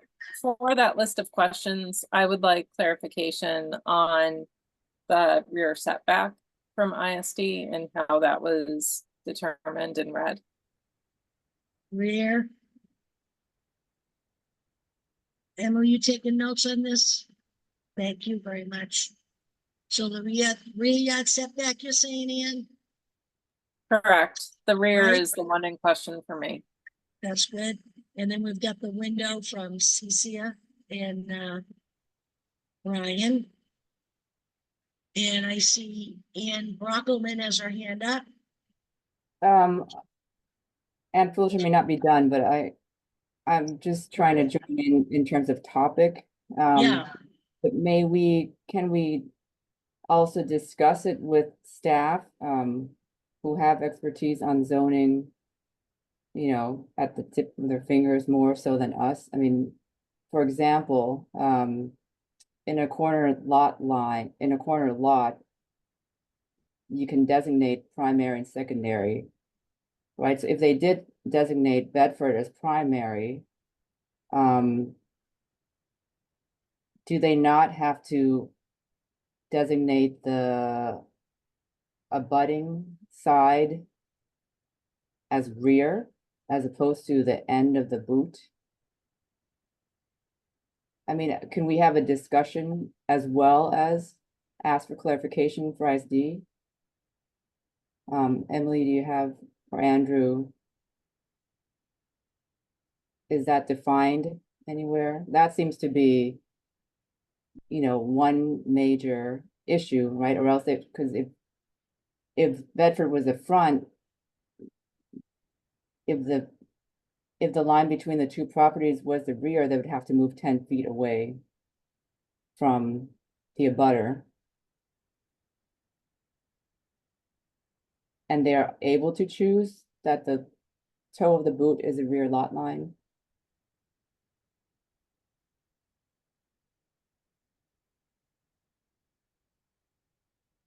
Madam Chair, through you, Emily Hutchings, I'm not prepared to respond to that zoning question. I think that was ISD's determination. But if I'm gonna put you on the there's, spot, but I feel like we can discuss some things conceptually as well than just Oh, have a yeah. list of questions, right? So it's more predictable. yeah, and through you, Madam Chair, that is the ZBA is able to have those discussions and determine what the zoning ordinance interpretation should be. Is that something we can do right now? Is that what you want to do, Ann? You have a question to pose? No, It seems that we're not prepared, so, no. you know, that is my question. If we can word it We'll go back technically, to it, right? but, you know, I'd like to know in general, Right. as well. Right. All right, thank you. I'm sorry, Ann Fullerton, were you not complete? I'm sorry. Were you No, I had complete? asked my primary question. Thank you, Madam Chair. Is there anything else you'd like to cover right now? Not at this time. Okay, Cecia? Oh, I'm sorry, Brian's got his hand up. Brian? No, I'm Right. sorry. I'll let Cecia go, but it's about the same question that Ann Brockelman was raising. Well, what we're there, why don't you finish it up? Well, What do you I want to mean, add to that? if the decision of the building official is that 16 South Street is a side lot, yet the primary frontage is on Bedford, Right, we need clarification on how that determination was reached. It appears to be, I think, what Ann Fullerton was saying, which is that, or maybe it was Ann Brockelman said, you can go all the way to the back of the unusually shaped second, the part that was merged to the first parcel. But I can't read the drawings to understand what ISD is saying. So we would like clarification on the side lot determination for 16. The abutter at 16 Bedford. right. Thank you. Cecia?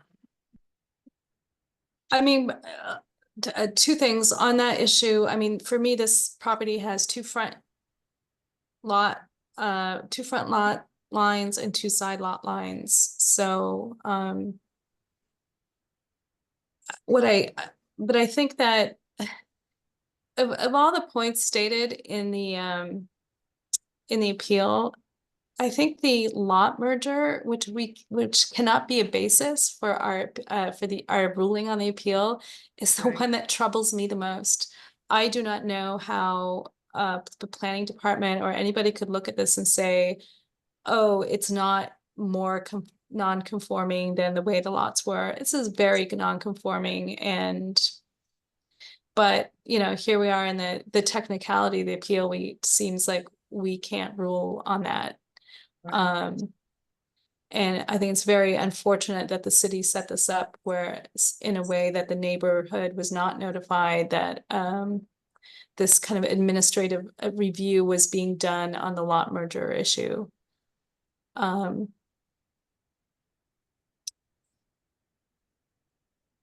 Yeah, I think that's all I have to say at this point. Thank you. Madam Chair.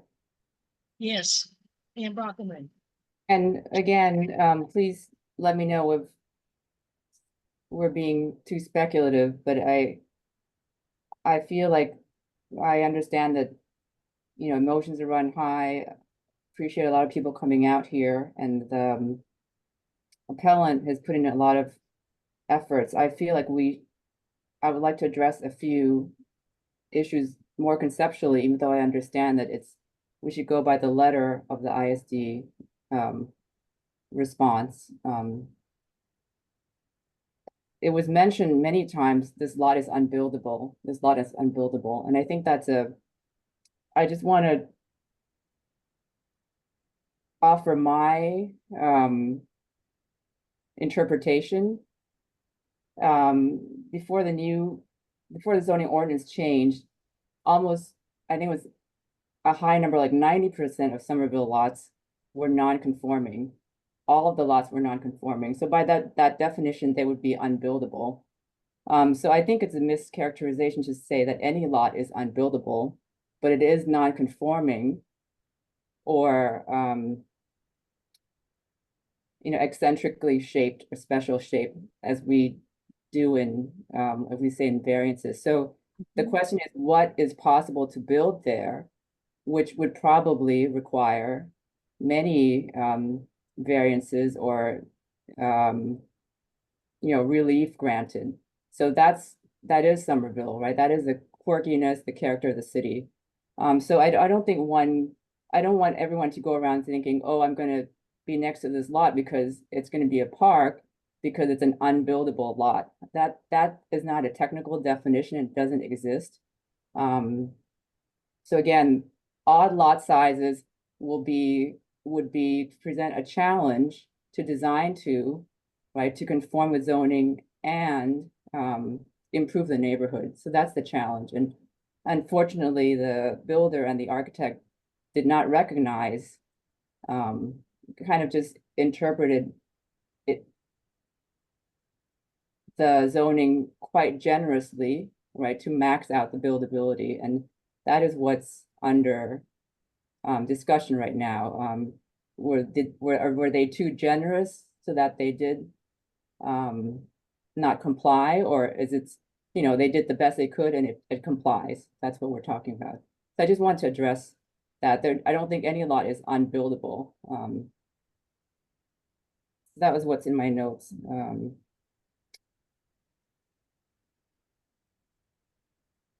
Is the architect here, Tanya Career? Did we hear that she was here?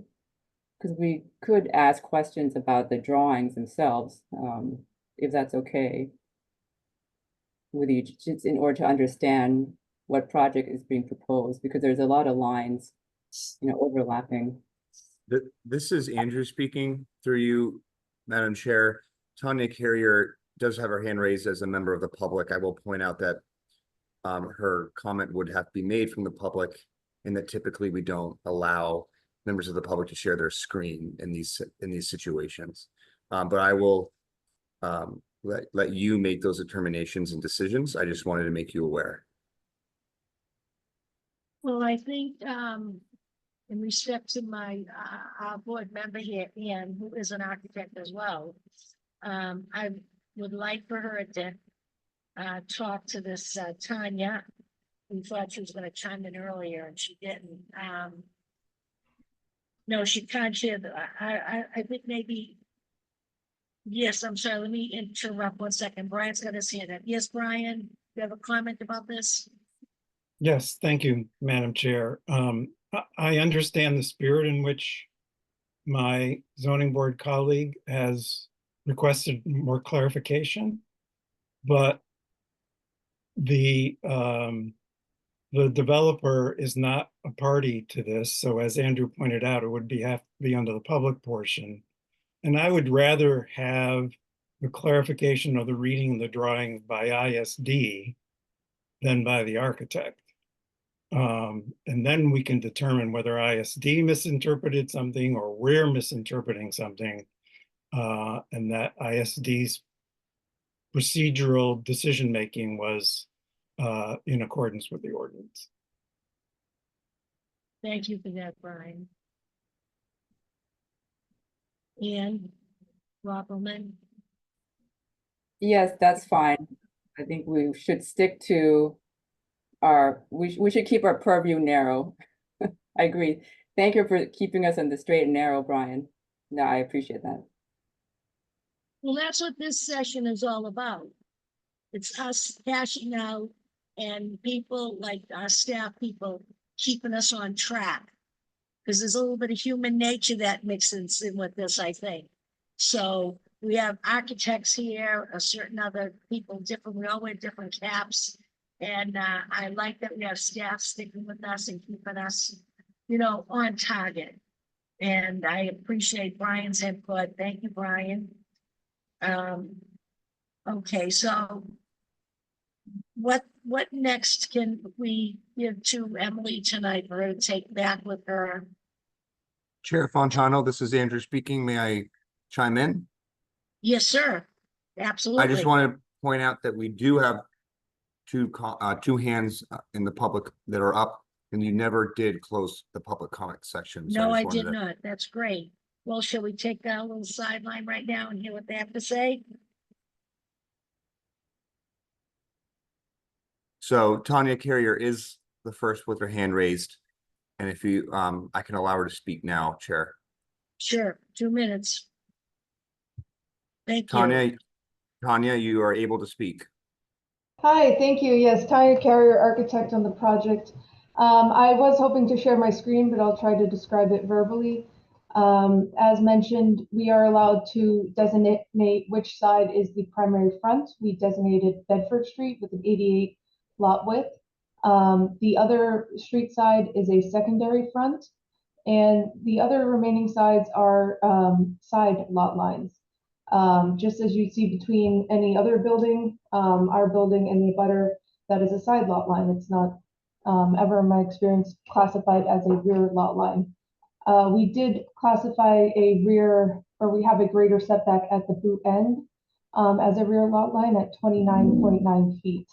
On the other sides, we have 5 feet all around, and then on the street side, we have 3 feet on Bedford Street to conform with the existing other development, which is a requirement for existing conformance on the lot line, and then 0.2 feet to conform with the neighboring building on South Street, which is also a requirement.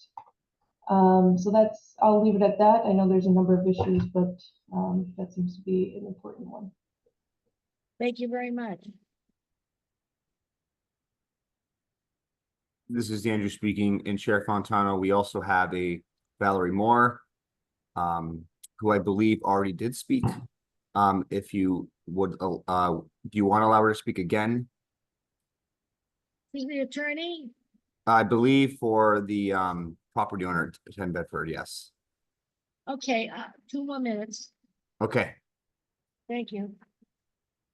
Valerie, you're able to speak. Thank you, Madam Chair. I want to first address the board's implication that they're looking for a continuance to consult ISD. Here, because there is a statutory deadline, a decision does have to issue by August 1st unless the appellants agree in writing to continue it. So I do want to remind the board that this isn't like a special permit hearing where you can just continue it at your leisure. We do need to make sure the appellants agree to that. Otherwise, the appeal is constructively granted. And I do also want to make sure that I know that there is a significant due process concern with not treating the property owner as a party to the appeal and allowing them to share their screen, share plans, and address the issues raised by the appellant in full. I understand that the posturing of this is quite awkward, but it is important that the property owner be treated as an appeal. These types of due process concerns can lead to your decision being overturned by a court if we are not granted a full and fair opportunity to defend our property rights. Finally, I'll just note that with respect to the bay window, while it is a second-story bay window, it does not extend over the public sidewalk. It is solely within the property lines of the property owner. So the zoning ordinance can be interpreted such that it does not require the 2 stories of clearance underneath. Thank you. I just want to interject something here to Ms. Moore. We're well aware of the 8/124. You told us that in your first time. And secondly, we need, if we do end up continuing tonight, it might be because we want to, any one person, I'm not saying that's what's going to happen, would maybe want more time to be fair for everybody and make sure we've really read everything and dotted our I's and crossed our T's. So it's not that we, as a board, consult with the inspectional services. That isn't what happens. Our staff is here, like I said earlier, if they see us going off path and getting personally involved, or, you know, you relate to different people, different things, they keep us on track to do the right thing, to stay legal and not make any mistakes. So I just want to bring that out, that if it is that, it's not that we're going to consult with inspectional services. They don't tell us what to do. We're a sole body that we make up our own mind on what's presented to us. Thank you. Thank you, Madam Chair. Understood, and I appreciate that. I just wanted to make sure that if there is a continuance, the appellant has agreed to it in writing as required by the statute. That was my point. Thank you. Thank you. Thank you. Andrew? This is Andrew speaking, Chair Fontano. I'm not seeing anybody else with their hand raised at this time. Okay. Outside of the applicant. Actually, yes, we got a Taylor Harrington. Taylor Harrington? Taylor, Please you are step able to up. speak. Good evening. Taylor, you are muted on your end. Hello, everyone. Good evening, and I will make this brief for everybody, but I own the construction company that began construction, and I would like the neighbors to know that are having issues with the fence that I can give my phone number out on this call. And if you want to reach out to me directly, I would like to send people over to make any corrections that we could make for you. I know that the site's in a difficult situation based on where we pause, and I just want to make sure that everybody feels comfortable while this due process takes place. If that is okay with the board, that I give my direct number out. I don't, well, would you rather just, Emily, how do you want to handle this? Emily? Hi, Sorry, Madam Chair. the gentleman of the construction, yeah, for the fence, how do you want to handle that? Do you want to give it out over the air or just want to? Through you, Madam Chair, I am able to give a number out in the chat. I'm trying to think procedurally what would be most appropriate. I'm looking for the name of the gentleman that spoke to that. But Madam Chair, through you, I believe that the contractor, if they're an applicant on a building permit, that should be publicly accessible. Okay, well, if it's the person, he lives in the building right there next door. He lives in Dimitri's building. So if anybody needs a phone number for the fence story, just get in touch with the office. That's how we'll leave it. Okay, Emily? He lives right in the building. He's the third floor, I believe. So he can, he can get in touch with the landlords and they can get the number for him. And Madam Chair, through you, concerned individuals could also contact the planning department at planning@somervillema.gov. Thank you. Okay. Chair is that, Fontano, yes, we have one more comment. yes, At sir. this Go right time, we ahead. have a Brian McGrail. Oh, yes, that's right. Okay, Brian. Brian, you should be able to speak. Thank you, Andrew. Thank you, Madam Chair, members of the board. For the record, my name is Brian McGrail. I'm an attorney licensed in the Commonwealth. I serve as general counsel for the applicant. And Valerie Moore is the land use attorney who's handling the matter. And Valerie brought up a point that I would like to reiterate. My client relied on this building permit that was issued and has started construction, and in fact has closed on a construction loan and is incurring some significant costs and expenses as time moves on. So my client's property rights are really being affected here. And the simple request, and I think it's a reasonable request, is at the next hearing, assuming a continuance occurs, that we have the opportunity to share our screens and present our case. Because at the end of the day, your board is going to determine the interpretation of the zoning bylaw. And we were we worked with inspectional services and came to the conclusion that everything is in compliance. And I think it would only be fair, equitable, and really to allow my client to have the opportunity with his experts to give an explanation to the board on our position with compliance. Certainly, the appellant had a significant amount of time to put their case forward in detail. And I would respectfully request that the board have a conversation in this regard. So when we leave tonight, we know that we should prepare for that and be ready to do so. Thank you very much for your consideration in that regard. Thank you.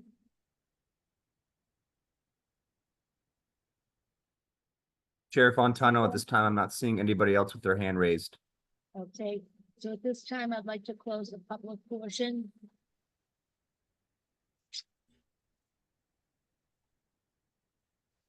And continue,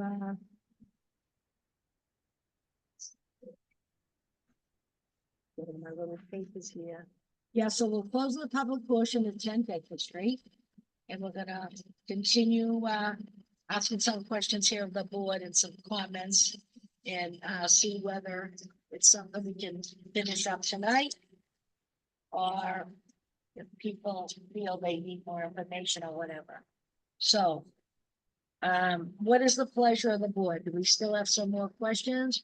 Are you trying to get some answers to the ones we have already? Are you ready to vote tonight? 3 options for you. Ann Fullerton? Yes, ma'am. Thank you, Madam Chair. I need clarification on the bay window reading and the setback reading for the rear yard. If I were making those determinations tonight, based on my interpretation of zoning, they would not align with the permit drawings that were submitted. So in fairness to all parties, I really would like a reading from planning and or ISD on those 2 issues. Thank you. Can I hear from somebody else who had a question tonight? Brian or Ann Barkelman? Do you have unanswered questions you'd like to have brought back to you? I do, Madam Chair. Yep. I What would is your, appreciate a Brian? reading of the statute and the zoning ordinance with respect to who are parties to an administrative appeal of the building official's determination. All right. And thank you, Brian. Emily, you're getting this? Madam Chair, through you, yes, I'm taking notes, and I did have a clarification for Mr. Cook. Are you asking for clarification on whether the property owner can provide a response, a formal response, rather than simply speaking as a member of the public? Yes. Right.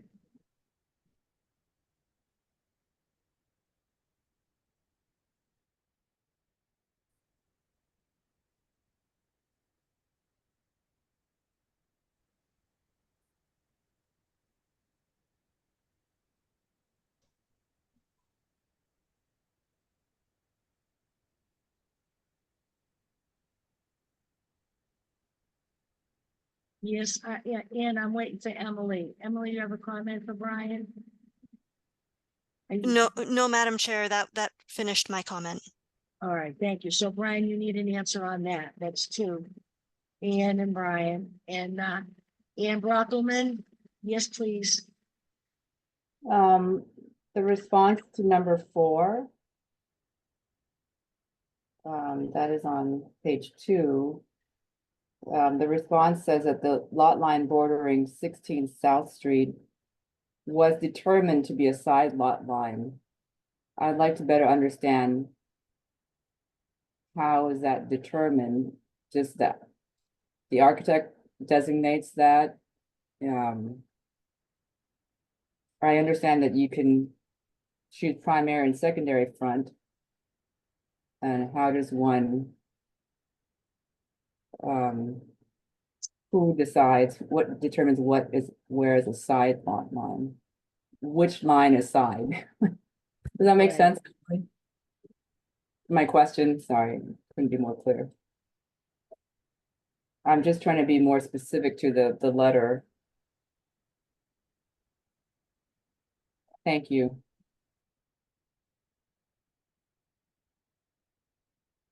Okay, Emily? Cecilia, did you have a comment?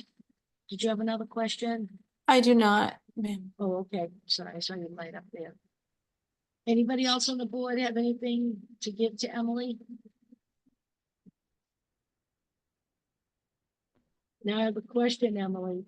When we get these, can this be done on our 31st meeting? Madam Chair, you are able to continue to the 31st without needing a continuance from the appellant. If it continues beyond that meeting, then some sort of approval from the appellant would be needed. Right. Well, that's why I'm not rushing anybody right now, because I want them to think and pose their little questions here, so that we come back at the next meeting. We have our answers and we make our decision. Everybody all set? Okay, so I want to thank everybody listening that came forward tonight and spoke about their concerns who live in the property or in the neighborhood. I thought everybody handled themselves very well, and I appreciate that.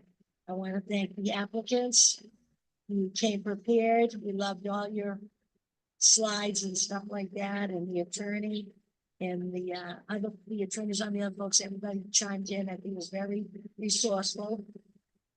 I want to thank our planning staff for keeping us on track and always getting the information for us ASAP.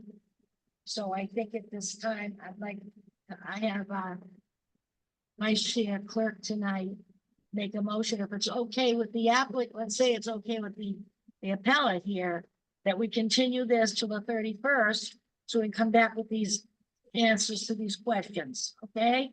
All right, so I'd like our, Chair Fontano, yes, this is sir. Andrew speaking. I believe Emily would like to say something. Oh, thank you, Emily, where are you? I apologize, Madam Chair, for interrupting. I just wanted to note to ensure due process, I will be following up with both the applicant and the property owner's attorney once I get a response from legal on the matter of how the property owner should be treated in this matter. Wonderful, thank you so much for that. I'm sure they'll appreciate that as well. So we're gonna go ahead, Emily, and make a motion to continue the meeting till the 31st. There's gonna be plenty of room on the agenda for this. Good, beautiful. So Vice Chair, would you please make a motion for the continuance? Yes, in the matter of 10 Bedford Street, ZP 24-000033. I make a motion to continue the hearing till July the 31st. Thank you. May I please have a second on the motion? Second. Seconded by Ann Fullerton. All in favor as we go around. Ian Brockelman, Aye. Ann Fullerton, Aye. Ryan Cook, Aye. Cecilia Daglian, Aye. and Susan Fontano, aye. Let the record show the vote to continue until July 31st, 24, and the matter of 10 Bedford Street was approved unanimously. Thank you, and thank you everybody for all your input. I appreciate it. Thank you. On our agenda next is other business. I don't believe there's anything there tonight. So without further ado, does anybody have anything they want to comment on? No? Without further ado, we have a motion, please, to close the meeting. Yes, I make a motion to adjourn tonight's ZBA meeting. Thank you. May I have a second? Second. Brian Cook. All in favor as we go around, please say aye. Ann Brockelman, Aye. Ann Fullerton, Aye. Brian Cook, Aye. Cecilia Daglian. Aye. I'm Susan Fontano. Aye. Let the record show to close the meeting was 100%. Thank you, everybody. Stay cool and be well. Good night. Good night.